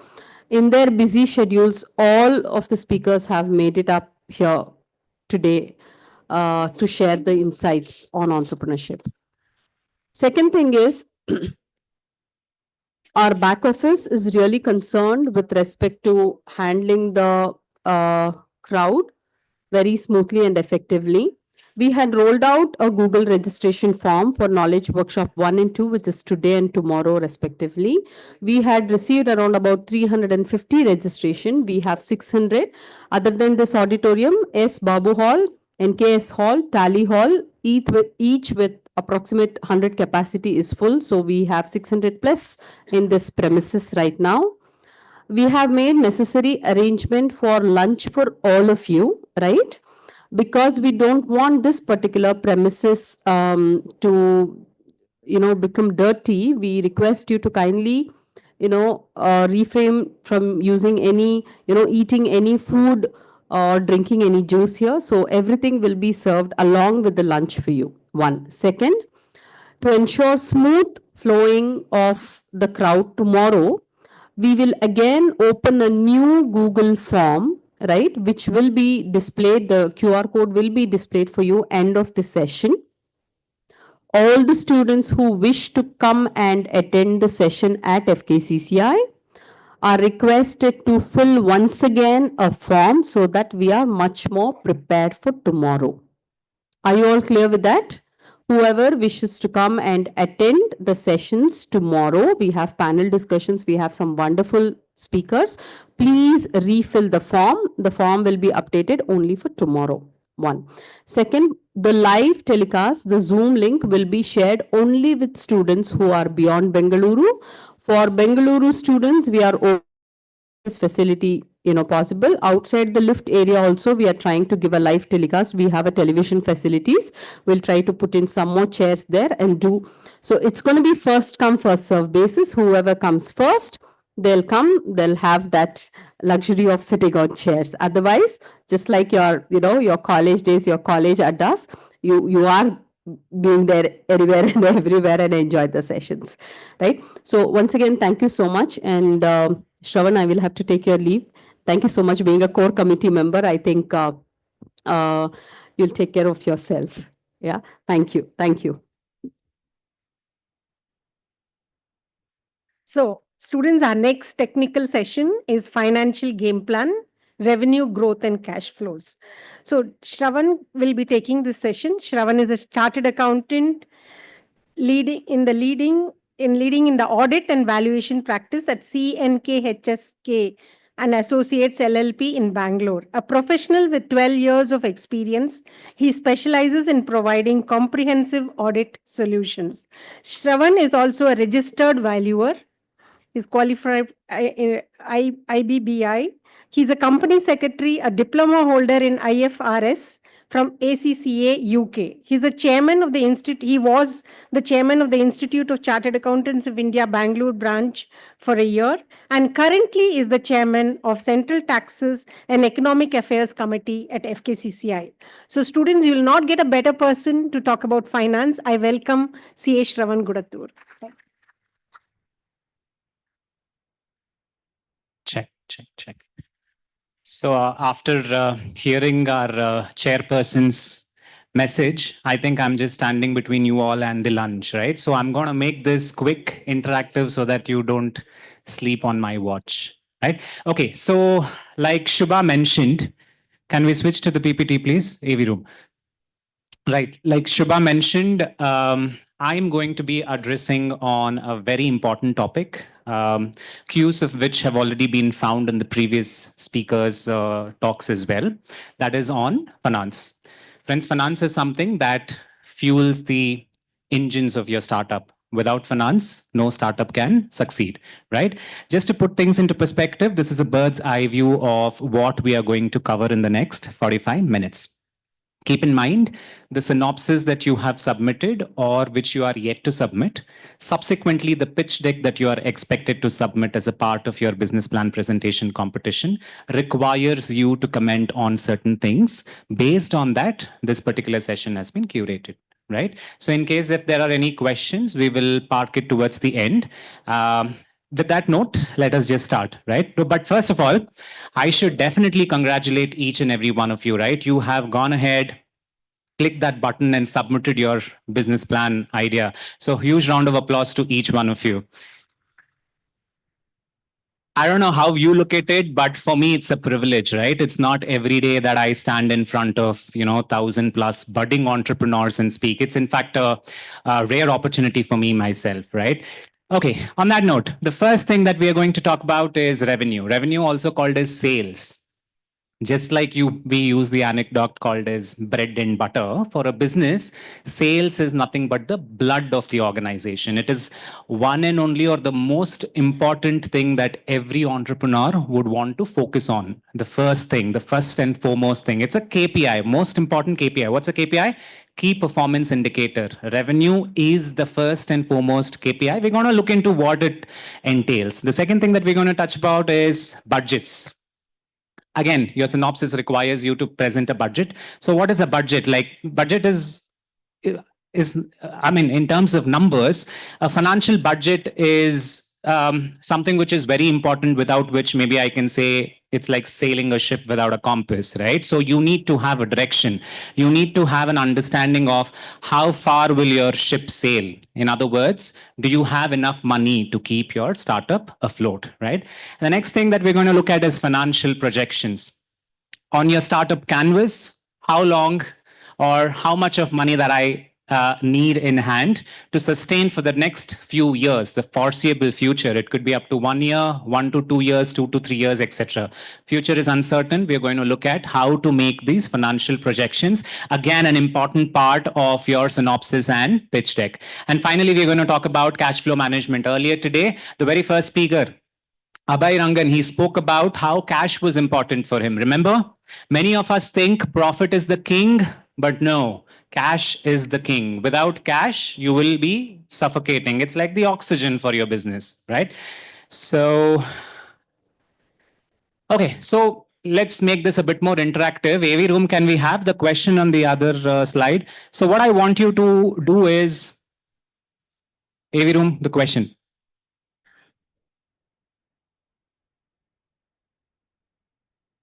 Okay, what I want you to do is just open up your phones, go to the browser, type menti.com. Type menti.com and use the 8-digit code on the top. Just open up your browser.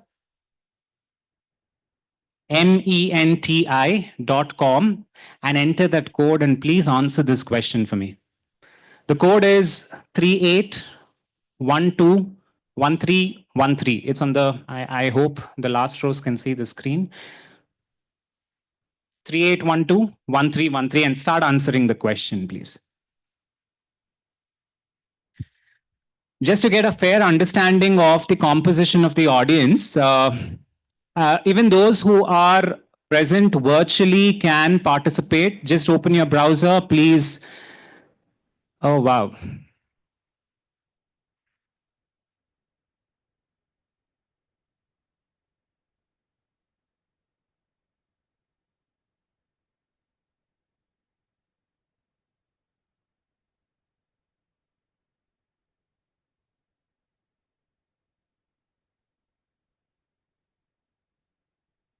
Okay, that gives me a fair bit of understanding, kind of in line with what I had in my mind also. Year on year, we see more and more students from the science technology streams applying for MANTHAN as a business competition. And then, of course, we have commerce graduates, business management, and okay, specifically from agriculture also. Yes, great.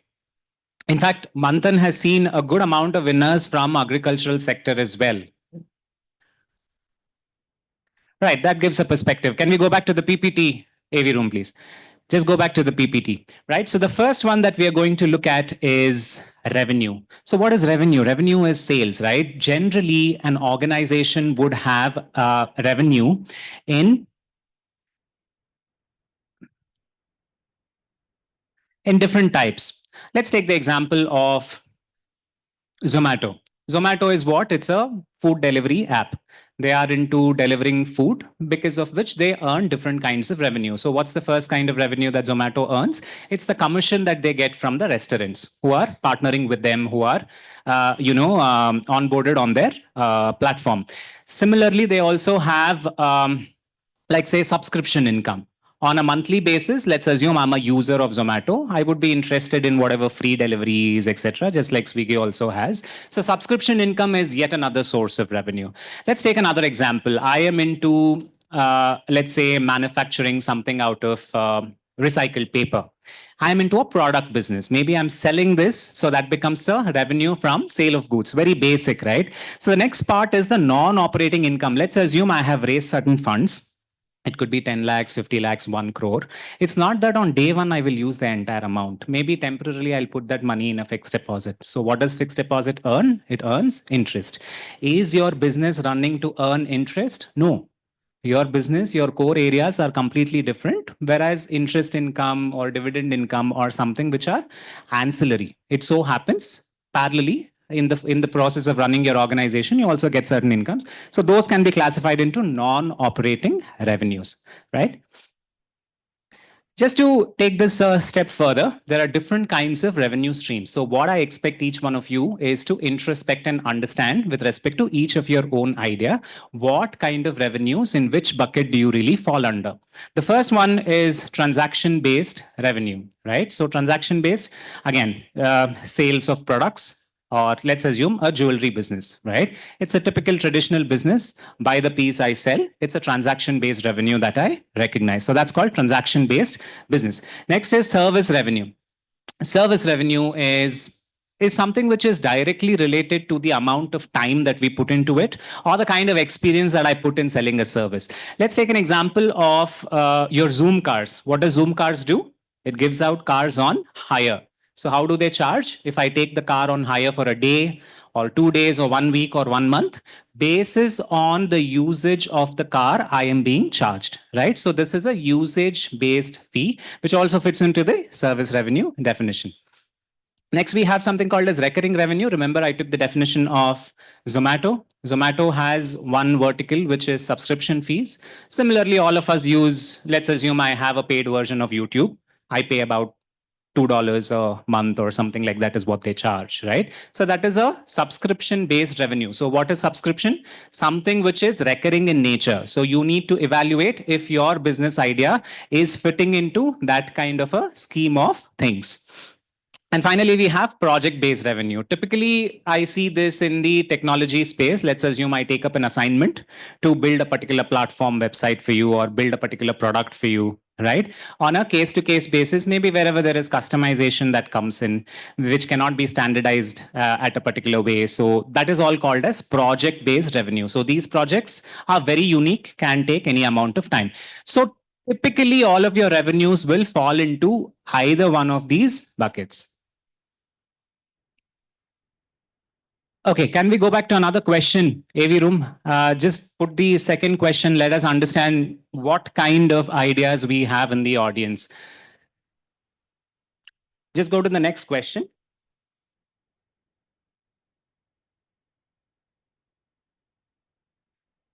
You can click the next. Okay. Yeah. So if you just refresh the same page, you don't have to enter the code again. There's a new question. Can we have answers? The question is, what is or are the major revenue streams in your business idea? The major ones. I'm sure you can have more than one, but what is the major revenue stream of your respective business idea?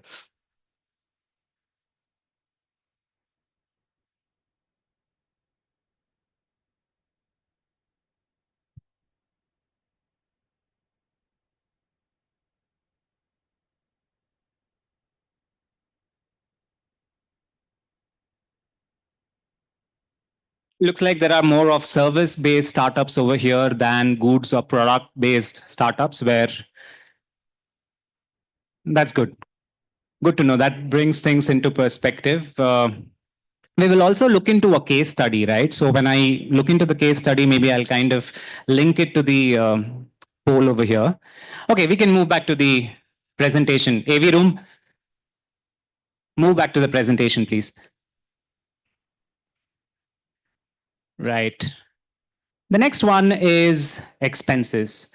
Generally, again, all these are very simple. I know there are commerce, business management graduates sitting here, but for those of the benefit of the general audience, even the science ones, expenses can be generally classified into essential and non-essential. See, all of us are bootstrapped, right? When we have a startup, we need to identify what is absolutely necessary for us and which is the priority item on which I need to spend my money on. So generally, all these expenses fit into these three different categories. One is fixed costs.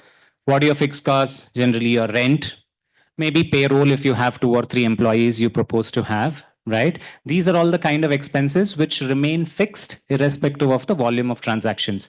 Of course, when you grow up and you might want to move from one warehouse to another warehouse, obviously the rent would increase. But until a certain point, these are the kind of expenses that remain static, right? The next kind are called as the variable expenses. Let's assume I'm in the transaction-based business having certain product-related sales. I will have shipping costs or delivery costs directly related to the products or the number of sales that I'm making. Or the raw materials that I consume are directly related to the amount of production that I make. So since these are all variable or linked to the amount of sales that you make, these are all called as variable costs. Are we clear on fixed and variable? And finally, of course, you have the one-time costs, right? So one-time costs are generally huge in number. It could be like, say, I want to take up a premises on rent.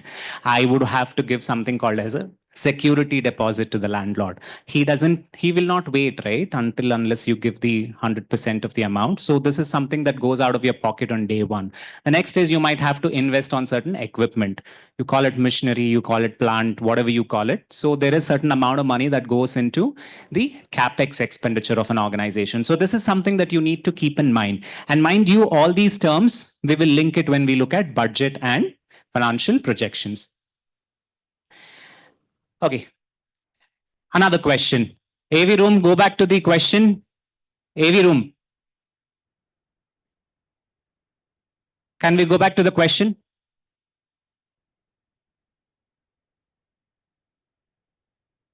Just click the arrow on the right side below. Bottom left of the screen.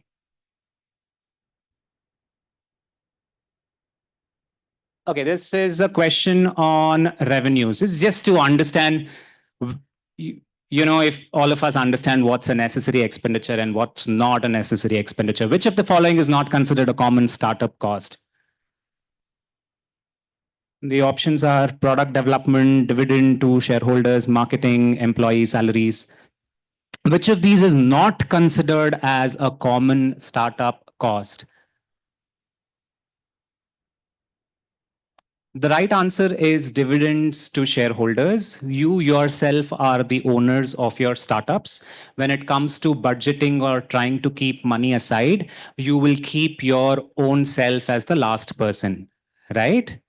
Yes or no? Or let's assume tomorrow an investor comes and if you tell him I'm going to first prioritize dividend to shareholders, for all you know, he's not even going to give you money, right?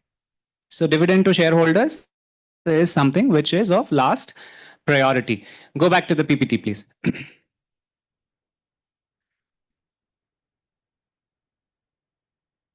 Right. Let's move on to the next topic, that is budget. See, budget, I have already discussed briefly that it is a short-term funding plan, numerically expressed. Budgets generally are for a period of 12 months. It can sometimes be lesser than that, but generally not beyond that. Because when a budget is beyond 12 months, it becomes your financial projection. I repeat, the subtle difference between a budget and a financial projection is for how long are we going to make it, right? Budget is nothing but trying to map what are all the expenses that I am proposing to pay for or meet in the next few months, including the one-time expenses, and what is the capital I need to raise to meet those expenses. If I have expenses, including one-time expenses of say 15 lakh rupees, I'm going to map it up to the various sources of funds, right? And how am I going to raise it? Can you all tell me, can this kind of budget be a fixed budget or a flexible budget or a dynamic budget? Any thoughts? Should a budget be fixed or flexible? Budget is generally fixed, right? If I have, let's assume CAC, the customer acquisition cost of 20 rupees per customer, I generally would like to go for an avenue of advertising wherein my cost will fit into that 20 rupees per customer. If it is going to 25 rupees or 30 rupees, then my budget doesn't allow it. Yes? I need to strictly fit into my budget, or else the overall capital that I have will not be sufficient for me to kickstart the business. So budget is something that is generally fixed or static. And why is this budget important? It is important from various stakeholders' perspective. Let's assume you want to raise a loan. It's very unlikely that a startup gets a loan unless it's a secured loan, unless you have some security from your parents, etc. Right? But let's imagine you're going for a loan. So what will the banker look at? The banker will say, okay, for what would you need the funds? You should explain to him that, listen, these are the XYZ expenses or one-time expenses that I have, against which I need to raise the funds. This is the kind of explanation you need to give it to him, right? So how will you give? With the help of a budget, right? So like that, there are various stakeholders. It could be investors, it could be your internal management itself for decision-making purposes. Let's move on to financial projections. So what are financial projections? Like I mentioned, when a budget is pushed into the future, with a lot more flexibility, with a lot more options to change it. Because why? The future is uncertain. We don't know if a particular cost that you expect today, let's assume the example of a customer acquisition cost. If it is 20 rupees per customer is the budget that you have, maybe from a year from now, you might not have the same kind of budget. You might have to factor in a lot of things. It could be the changing industry dynamics, or it could be inflation for that matter, or maybe you have pivoted your business from one particular revenue to another stream of revenue, right? So beyond 1 year, things become uncertain. So to that extent, the numbers that you project beyond a year might not give you the complete clarity, but from an investor perspective, but to understand when I am going to start making profit, financial projections are important. So at this juncture, let me introduce you to a term called as break even. Anybody knows what is break even? No loss, no profit, somebody mentioned, right? So one of the important things in your synopsis submission, including your pitch deck, is a page which talks about explanation of your break-even point. So what is break-even? Just to elaborate, that it's a point in time when your total revenues would match the total expenses of the organization. You might reach it in day one, you might reach it after a year, or you might reach it after 2 years. Depending upon your business, break-even can be different. So financial projections help in identifying this break-even as well. Why do we need to project? We already discussed this from an investor's perspective, from your own internal decision-making perspective. These projections are very important. Let's assume your HR department wants to hire. They need to have a specific budget and understanding as to how many people are required in your marketing team, sales team, finance team, right? Operations. On the floor in your, maybe if it's a manufacturing entity, on the floor, I need few people, isn't it? So I need to have a clear understanding for which the financial projections would be useful. Let's take a small case study. This is to kind of drive the concept of how to prepare financial projections. Of course, there is no standardized skeleton that each of you will have to follow because all of you come from different industry backgrounds. I mean, your business idea comes from different backgrounds. You'll have to accordingly tweak. So I have taken an example of a transaction-based revenue wherein it says Smoggles is a manufacturer of smart goggles with various features of a smartphone with an integrated camera. What am I manufacturing? Goggles with integrated camera. It's a smart set of goggles. The proposed manufacturing unit is going to be located in Mysore with potential customers across the world. Smoggle started its operation about 1 month and needs assistance on financial projections to get better clarity and understanding, right? So first thing you need to understand is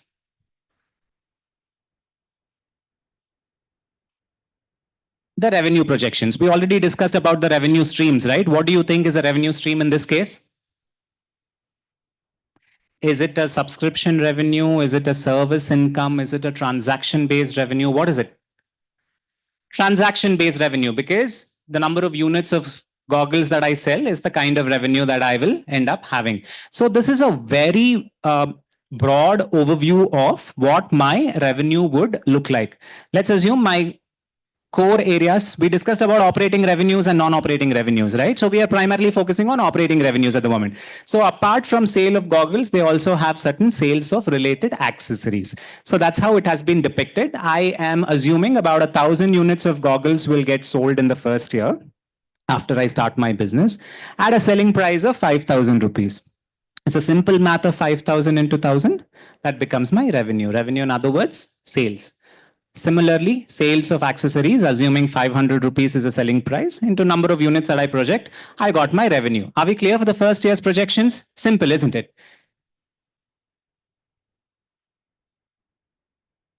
Now let's look into one more year of projection. So now this is where the challenge comes. What kind of a growth can I expect in my sales of goggles? How am I going to know? Is it 10%? Am I going to sell the same number of units, or am I going to double my sales? This is something for your individual sector, industry idea. You will have to figure out by understanding the market, understanding the demand. Are we clear? So in this example, we have assumed about 50% growth in the goggles. That's why 1,000 units became 1,500.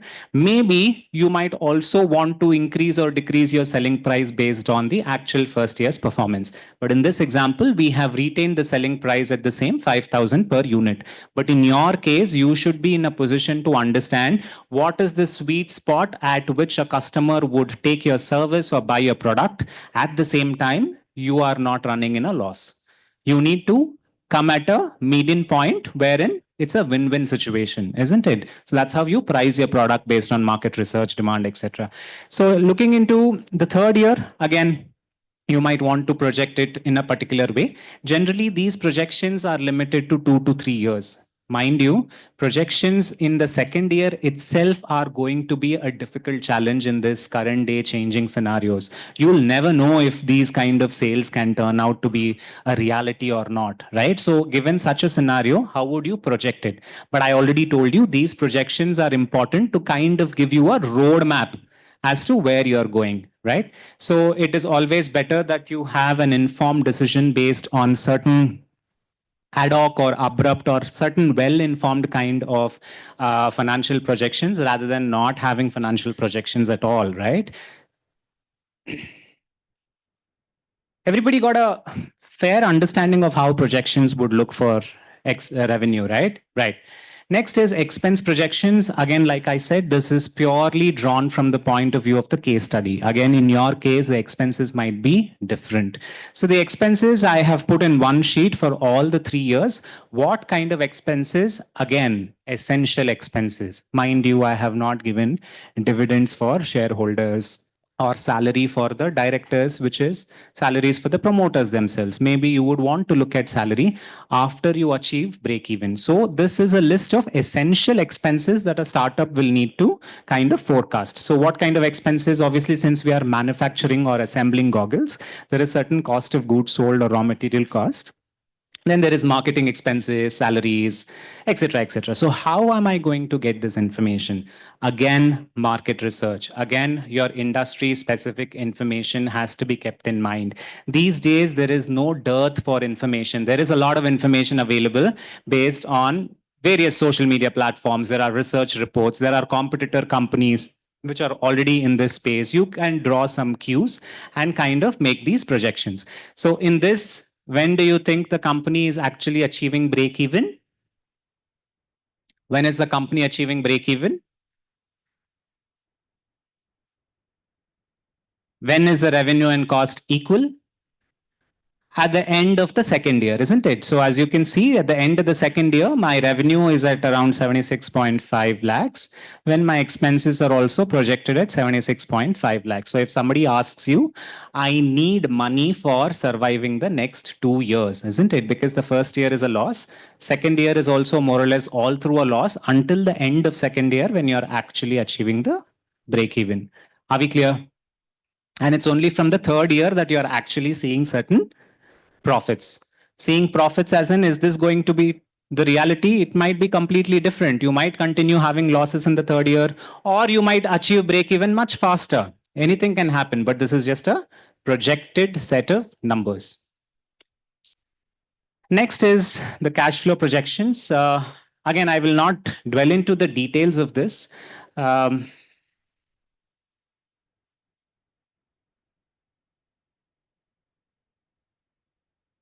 Yes, this is important.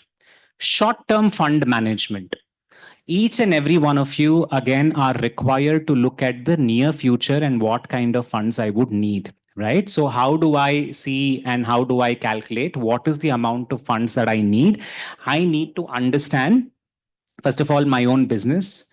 What are the sources of funds? At what cost is it coming? Do I dilute my stake? Let's assume you are two friends who have started off the organization, let's assume with 50% shareholding, right? Initially, there are only so many sources of revenue or so many sources of fundraise that is available for you. First and foremost is your friends and family, right? Your father and mother might be kind-hearted enough. They might say, okay, look, this is the money that I can give you.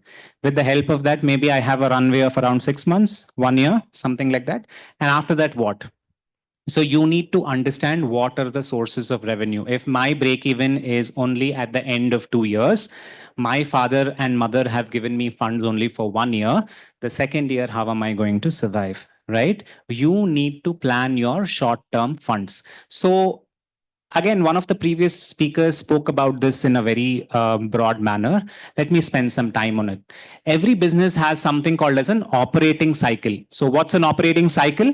It's the time that takes for the cash to be converted into raw materials to finished goods, and then finished goods to sales.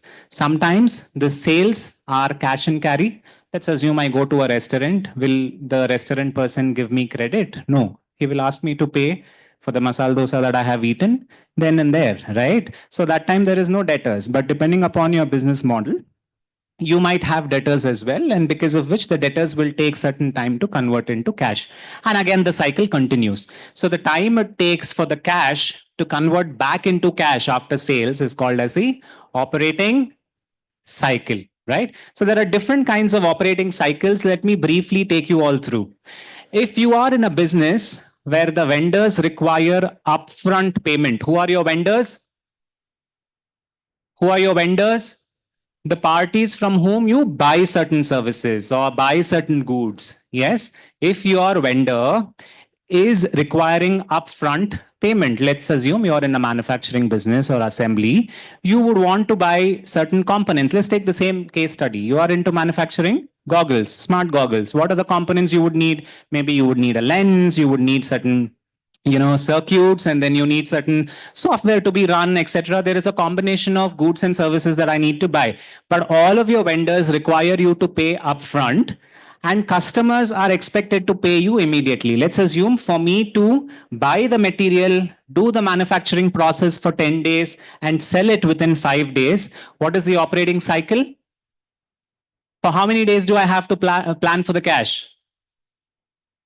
15 days, right? So in this example, your short-term fund requirement is 15 days because you need to pay your vendor upfront and the customers are also paying you upfront. So you need to be in a position to plan for your cash for 15 days. Let's take another example. You are in a business where your vendor requires upfront payment and customers are expecting a 30-day credit period. What is a credit period? What is the meaning of a credit period? Pay later, right? Let's assume I sell the goods today. Your customers are given 30 days window before which they are supposed to pay. Over here, you are supposed to pay the vendors upfront, but you are giving the advantage to your customers saying, listen, you can pay me after 30 days because maybe that's how your business is. That's how your industry works. So in this case, what is the total number of days that I need to plan my funds for? 10 plus 5. Here, 30 is getting added. In the previous example, the customers were paying the money upfront, but over here they are taking time to pay. So over here, you need to plan for your funds for 30 days extra, which is 45. Are we clear? This is another situation.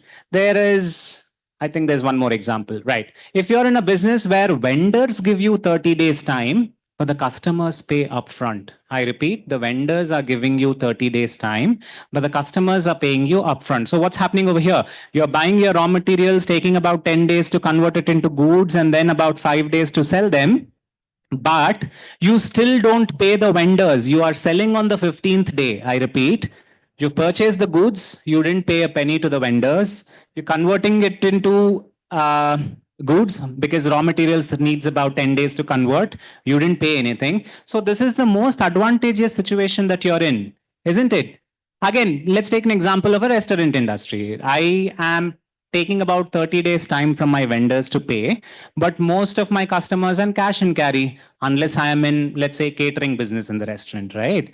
So this is the most advantageous situation where you really don't have to plan much for your short-term fund requirements. Am I clear? Because you're getting the money on the 15th day, until which you don't have to pay anything to anybody. Only after another 15 days, that is on the 30th day, you start paying the vendors. Are we clear? Right. So this is where we conclude the session. If we have any questions, we can look at it now.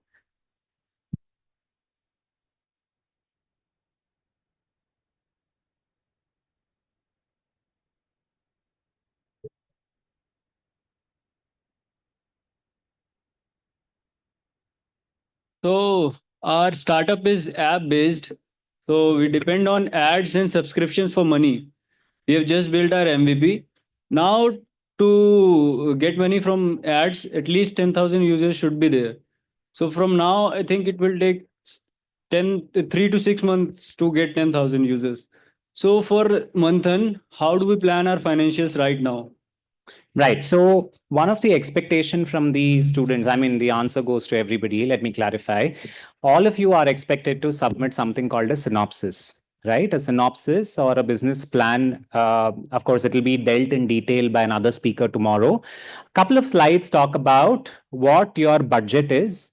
When are you going to achieve break even? So in your case, your budget, when you are trying to give in the information of the short-term funds that you need, you are supposed to plan them in such a way that, let's assume 6 months you need for the first revenue to hit your account. Until then, you do not have any sources of funds. Your first revenue, that is the 10,000 subscribers that you mentioned, will come only after 6 months. So the first 6 months is only going to be expenses. So you will have to focus on what are all the essential expenses that you need to meet so that you achieve your target of this getting these 10,000 subscribers or kind of traffic on your website, and those expenses becomes a part of your budget. Later on, once your revenue starts generating, then you'll have to give a picture of when you are going to reduce those expenses and when are you going to achieve break even. Of course, this is on the complete budget side. We are talking about the expenses side, right? Then subsequently, when and at what point you would need to raise funds. First of all, you need to have the clarity within yourself, right? And that is what is expected out of you. That is what has to be presented in the synopsis as well. Does this answer your question? Yeah. If I can just add, first of all, you don't need 10,000 subscribers to start making ad revenue. I can clarify that to you in person if you want. And the second thing is that even if your revenue is coming after 6 months, it is okay to show that you don't have any revenue in 6 months, or even if you don't have revenue for 1 year, that's completely okay. Which is why these are called projections. So you project that I will have revenue from 6 months or the 12 months or whatever. So whatever projections you feel is right, you can use that. Just make sure that they're not ridiculous figures like billions of dollars just to begin with. Any other questions? Yeah, go ahead. Sir, here is the question. Sir, you said like there will be when I have to pay the vendor after some 30 days, but the customer will be paying me immediately. So how can I utilize that 30 days to create some extra? Like what advantage can I take with that extra 30 days gap? See, generally, this is from a cash flow perspective, right? When we talk about one-time expenses and your fixed expenses are also called as CapEx, I'm sure any business would have spent certain amount of money. It could be towards the security deposit. It could be towards some kind of upfront fees for, say, some kind of website hosting, etc., or some kind of a service facility that you're supposed to take. On a transaction level, for your working capital, everybody understands the meaning of working capital, right? So working capital doesn't include your capex. From a working capital level, maybe you're good because you're saying 30 days by vendors and customers are paying you upfront. But in reality, you would have actually spent towards your one-time expenses or capex, which comes with certain cost. Please bear that also in your mind. It could be a loan. Again, like I said, startup loans is very rare. But otherwise, yes, you have cash. Even after considering all that, you have certain cash, which you should be in a position to plan it properly and spend it properly. Because by the end of the first month, your first set of utility expenses kicks in, first set of salary expenses kick in. It could be rent, etc. Right? Even after considering all that, if you're still in a cash-rich position, then that's definitely a fantastic business to be in, which is highly unlikely in a realistic world, provided the kind of competitive world that we are living in, right? So maybe if you are able to achieve that in your business, that's great. Answering your question, how to utilize that funds, I would suggest you to look at the subsequent months working capital requirements first, and then see what can be done. That would be my answer to you. Thank you, sir. Excuse me, sir. Sir. Yeah, I'll just take that. Yeah, go ahead. Excuse me, sir. Sorry to interrupt. Good afternoon. I just had a quick question regarding evaluation. What's your top 5 points to get a higher evaluation? You mean to say, how do we select you? Yeah, like basically, yeah. That's a good question. See, there is no straightforward tailor-cut answer to that, right? So what we judge from you guys from a financial perspective is, first, do you have the clarity of your own business? Right? You are the champ of your own business. You might understand your business a lot more than most of us do, right? Whether you have understood that is first thing that we will look at. That number could be 1 lakh, 10 lakhs, 1 crore, etc. That is all secondary. Clarity is what we look for. Have you missed out on any important expenses, right? Maybe you are in a business which requires you to buy something, sell something, transaction based, but I see that you have not factored in your shipping costs. Maybe I see that you have not factored your customer acquisition cost. Maybe you have not factored any marketing expenses at all. So the second thing that we look for is your business plan trying to capture everything in a holistic manner, right? And of course, finally, it is, how quickly am I going to make profits out of this business? Is it 1 month from now, 1 year from now, 2 years from now, or I don't have visibility at all? See, we are trying to help each and every one of you to convert your business ideas into something that is commercially viable. We are not looking at something which is only theory based. How are you understanding your business versus how you're putting it in your plan and how it is going to solve a problem, right? These are all the aspects that we generally keep in mind when we evaluate each one of you. Any other questions? Okay, there's a question.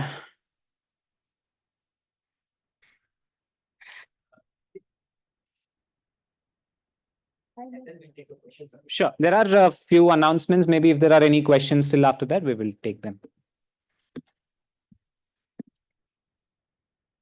Students, I've got some important announcements to make. First is the annexure which you attach with the synopsis has to be printed in your college letterheads. Many of you have submitted without the college letterheads. Kindly resubmit it with the college letterheads. The second is, most of you are putting your mobile numbers instead of MANTHAN registration ID numbers while submitting your business plans. Kindly resubmit it with the MANTHAN registration number and not your mobile number. Third, we are refloating, as our chairman just mentioned, we are refloating the Google registration form. The QR code will come on the board now. Kindly fill it again for attending the session tomorrow. Okay, so I hope all this is clear. Any doubts in submitting the business plan online synopsis? Anybody has any clarifications? Anything to ask? Okay, we'll We'll now next, any questions to Shravan? Any further questions to the speaker? There is one online. Yeah, okay. I think one of the student has asked a question online. After achieving MVP, that is minimum viable product, how do I look into projections of revenue, right? So minimum viable product, again, there's a separate session. At the moment, I assume all of you know that you have an idea, you have converted that into a tangible shape, and you have found out that, okay, this is going to serve the purpose for somebody who has the same problem in the society, right? So you are going to get a customer, you are going to have that confidence. So that is a stage called as minimum viable product. So now how do I convert that into revenue?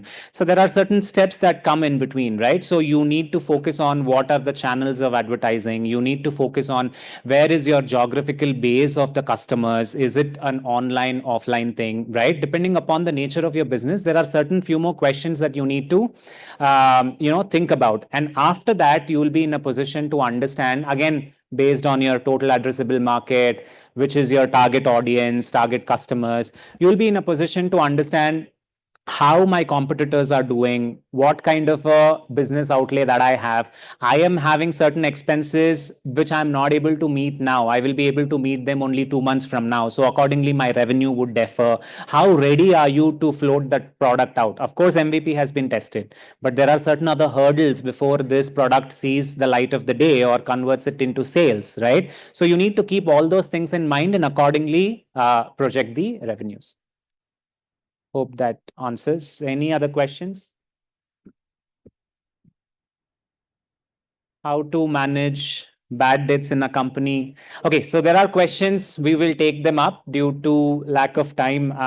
Mind you, like again, Shubha madam mentioned, all of your questions would be answered.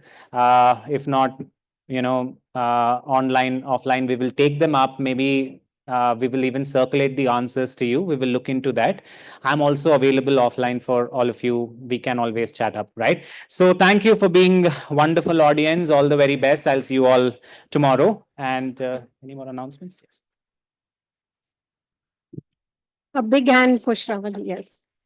So the QR code is on the screen. So kindly scan it and submit that whether you're coming tomorrow or not. Now I request Ankur and Shashikala to come on stage to honor Shravan for his lovely presentation.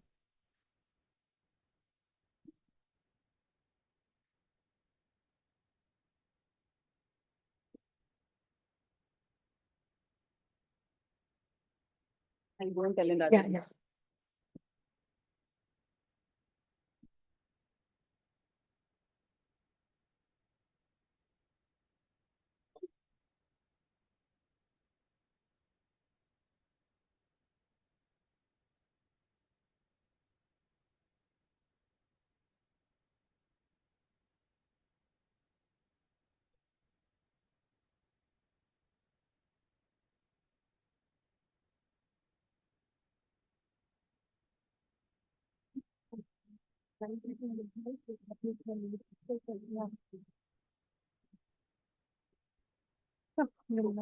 We'll take a handheld mic and we'll start. Huh? We'll take a handheld mic and start. See, there was some questions. Request you to put ask the people to put the chat while our questions. Can we have the chat back up so that we can see if there are any questions that we can take now?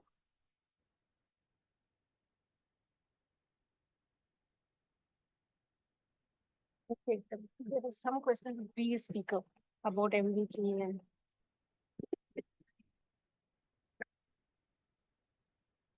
Yeah, can you just scroll up so we can see the questions? Little more. Scroll a little more up, please.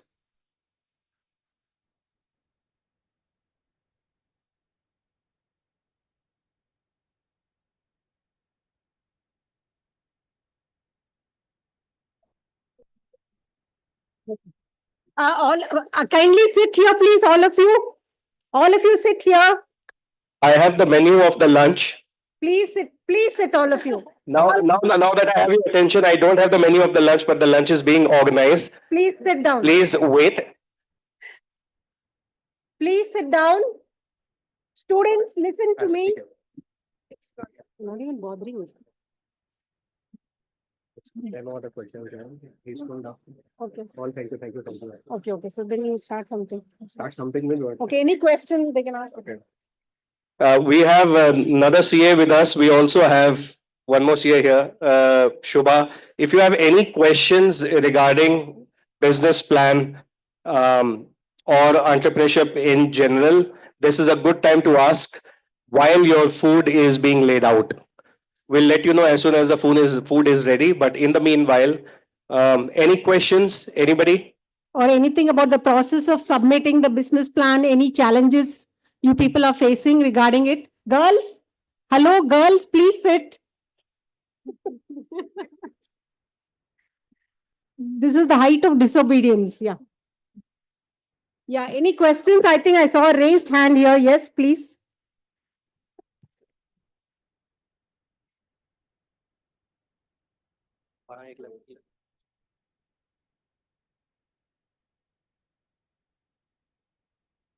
Good afternoon, ma'am. My name is Shubhashri. Like sir mentioned, it's a question on entrepreneurship in general. Uh, People say that networking and building strong relations with leaders or investors is a huge plus point for any entrepreneur. Since I'm a student, if or anyone who is just starting off, what are all the opportunities that anyone who doesn't know much about it can take on? Yeah, good question. So, networking is definitely one of the key ways of expanding your business connections. Um, as a student, there are few things that you can do. One is that participate in events like this. The second is that there are a lot of associations which are dedicated to those particular sector. For example, I am founder of the Media and Entertainment Association of India. And so if you are in the media and entertainment space, that would be a key association for you to be a part of, because such associations have dedicated events in your field. The third is you could join, places like Rotary or Round Table, and bunch of such initiatives where you get to meet people. She has a follow-up question. Yes. I was saying thank you. Okay, welcome. Yeah, one more question. That's right. How to set up core business objective before registering? The next question is how to set up core. Where is that? It's disappeared.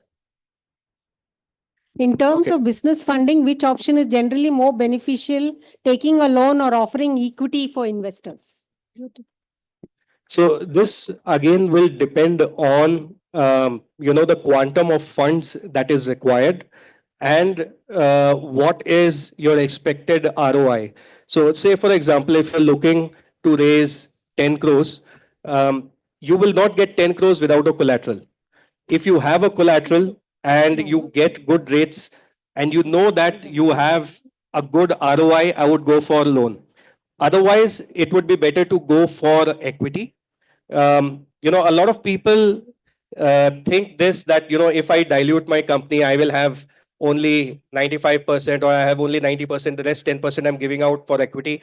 But also think from this point of view that having 90% of 1,000 crore business is more successful than having 100% of a 10 crore business, right? So that is a very subjective question and it depends based on the fund requirement and the usage and the expected ROI.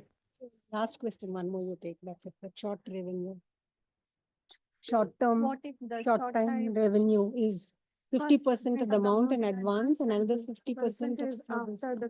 So the question is, what if the short-term revenue is first 50% of the amount in advance and another 50% after the service?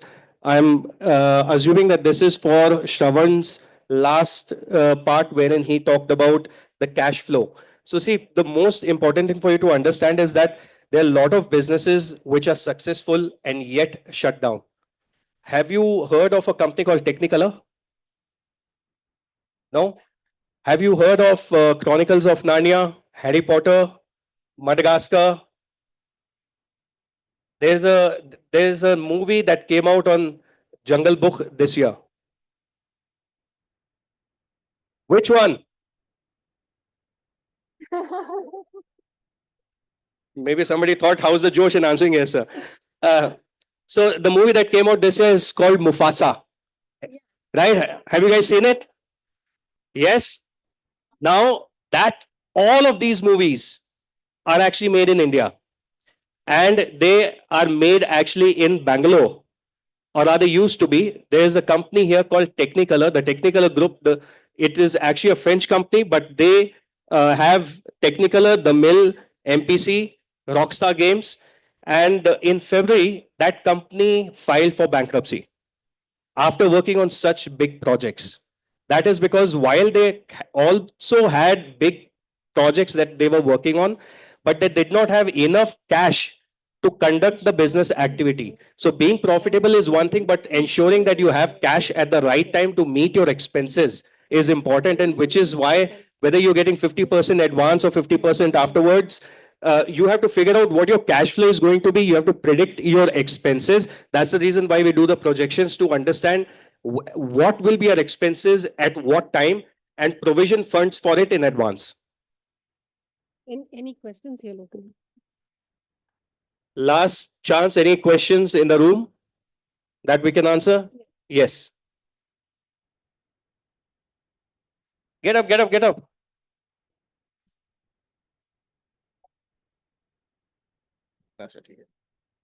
So how can we set a price for a product at the initial stages? Sorry, could you repeat that? Sir, how should we set a price for product at the initial stage? Price. See the price,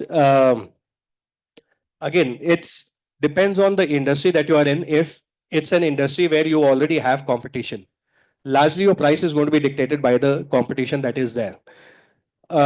Also, it depends on the target market that you have. Say, for example, if you're doing soap, you can be a soap which is for the masses. You can be a soap which is an artisanal soap for the celebrities. Like, for example, okay, quick question. There is a celebrity in India which loves soaps and only handcrafted soaps. Any guesses? His favorite place to spend the time over the weekend is a farmhouse. Salman Khan. Okay, so there are people, so it depends on the market that you're targeting and also depends on what competition that you have, right? So your pricing is going to be dictated by that, and you will have to work backwards to ensure that your costs are lesser to keep your profit margins. If you're going into a new industry, then you're going to work out what your expenses are, and based on your expenses, you're going to keep your profit margins. Again, profit margins vary from industry to industry depending on what could be the risk factor. Certain things like, for example, food industry has sometimes up to 200% profit margins. And that is because the food goes waste very quickly, right?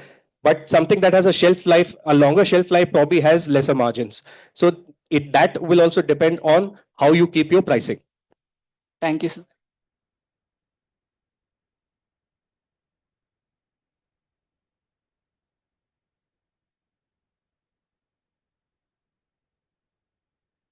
So whenever we see a competition, they have certain price in the market.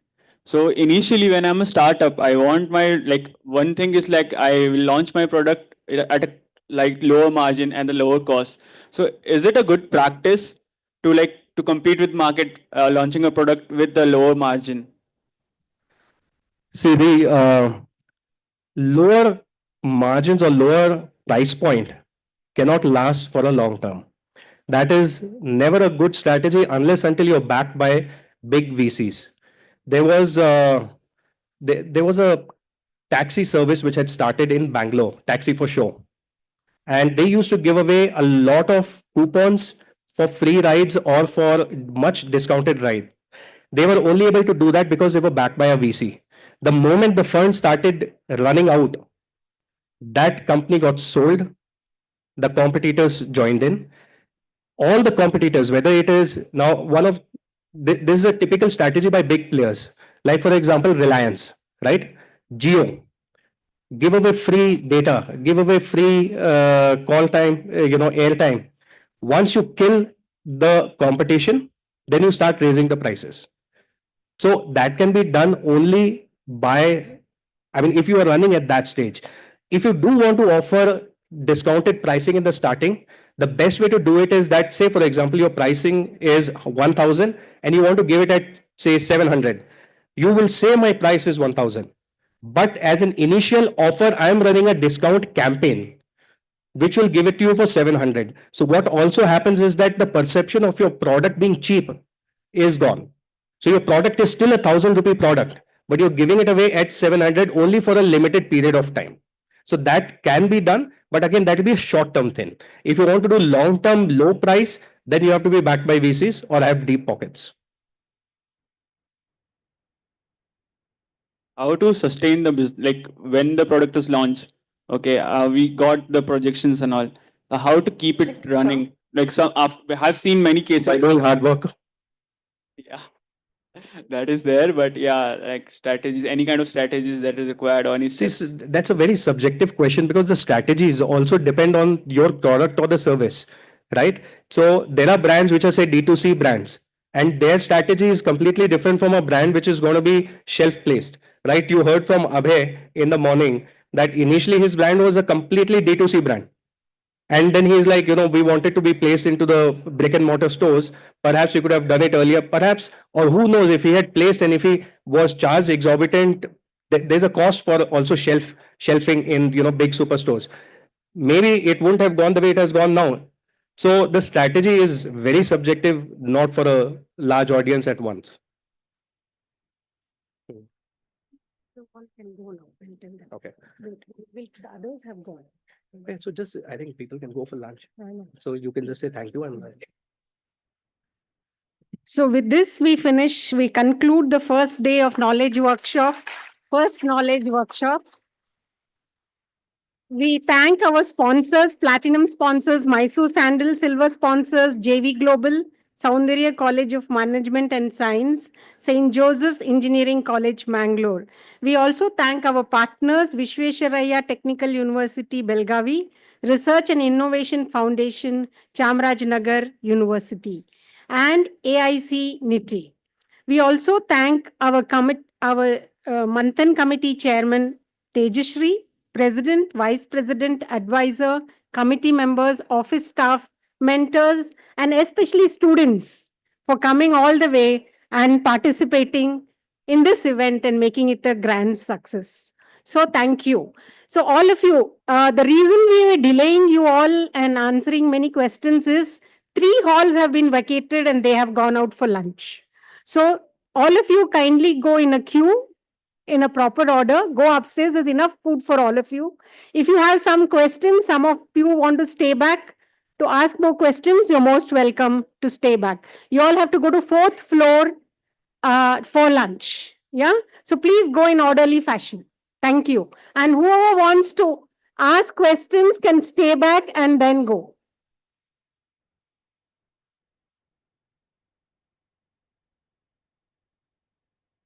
All begins with a dream.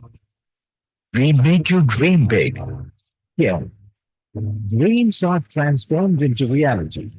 Let us celebrate the joy of learning at Soundarya. Soundarya Institute of Management and Science is a trusted name among the Bangaloreans in the north part of Bangalore. It is a campus with over 9 acres of land spread with world-class infrastructure, laboratories, well-experienced faculties, and state-of-art library. Soundarya is a world of diversity. Be a part of us and experience the journey of achieving your dream. Education is the key to unlock the world. Our vision is to ensure quality higher education and to enable stakeholders to face the contemporary challenges of the world with courage, confidence, and commitment. World-class infrastructure. Research and Innovation Center. World-class digital classrooms and experienced teaching fraternity.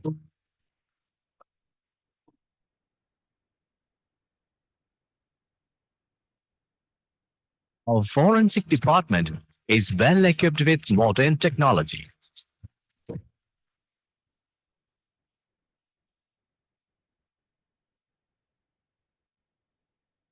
World-class library. A college library is the central hub of research and study.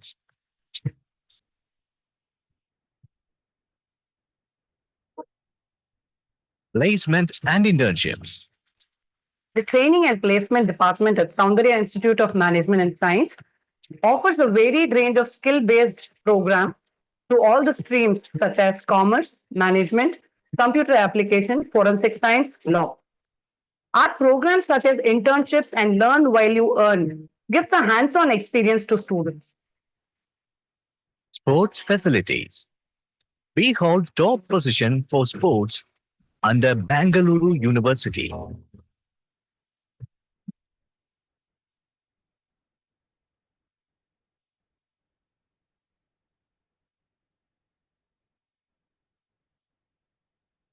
Well-equipped multi-gym, where we sweat and grow stronger together, forging lasting friendships in every rep.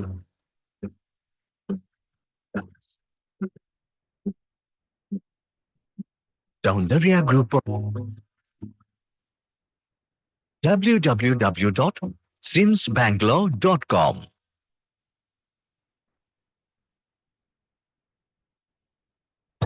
Welcome to Soundarya Group of Institutions, a prestigious educational group as part of Soundarya Educational Trust, has come a long way since its modest beginning.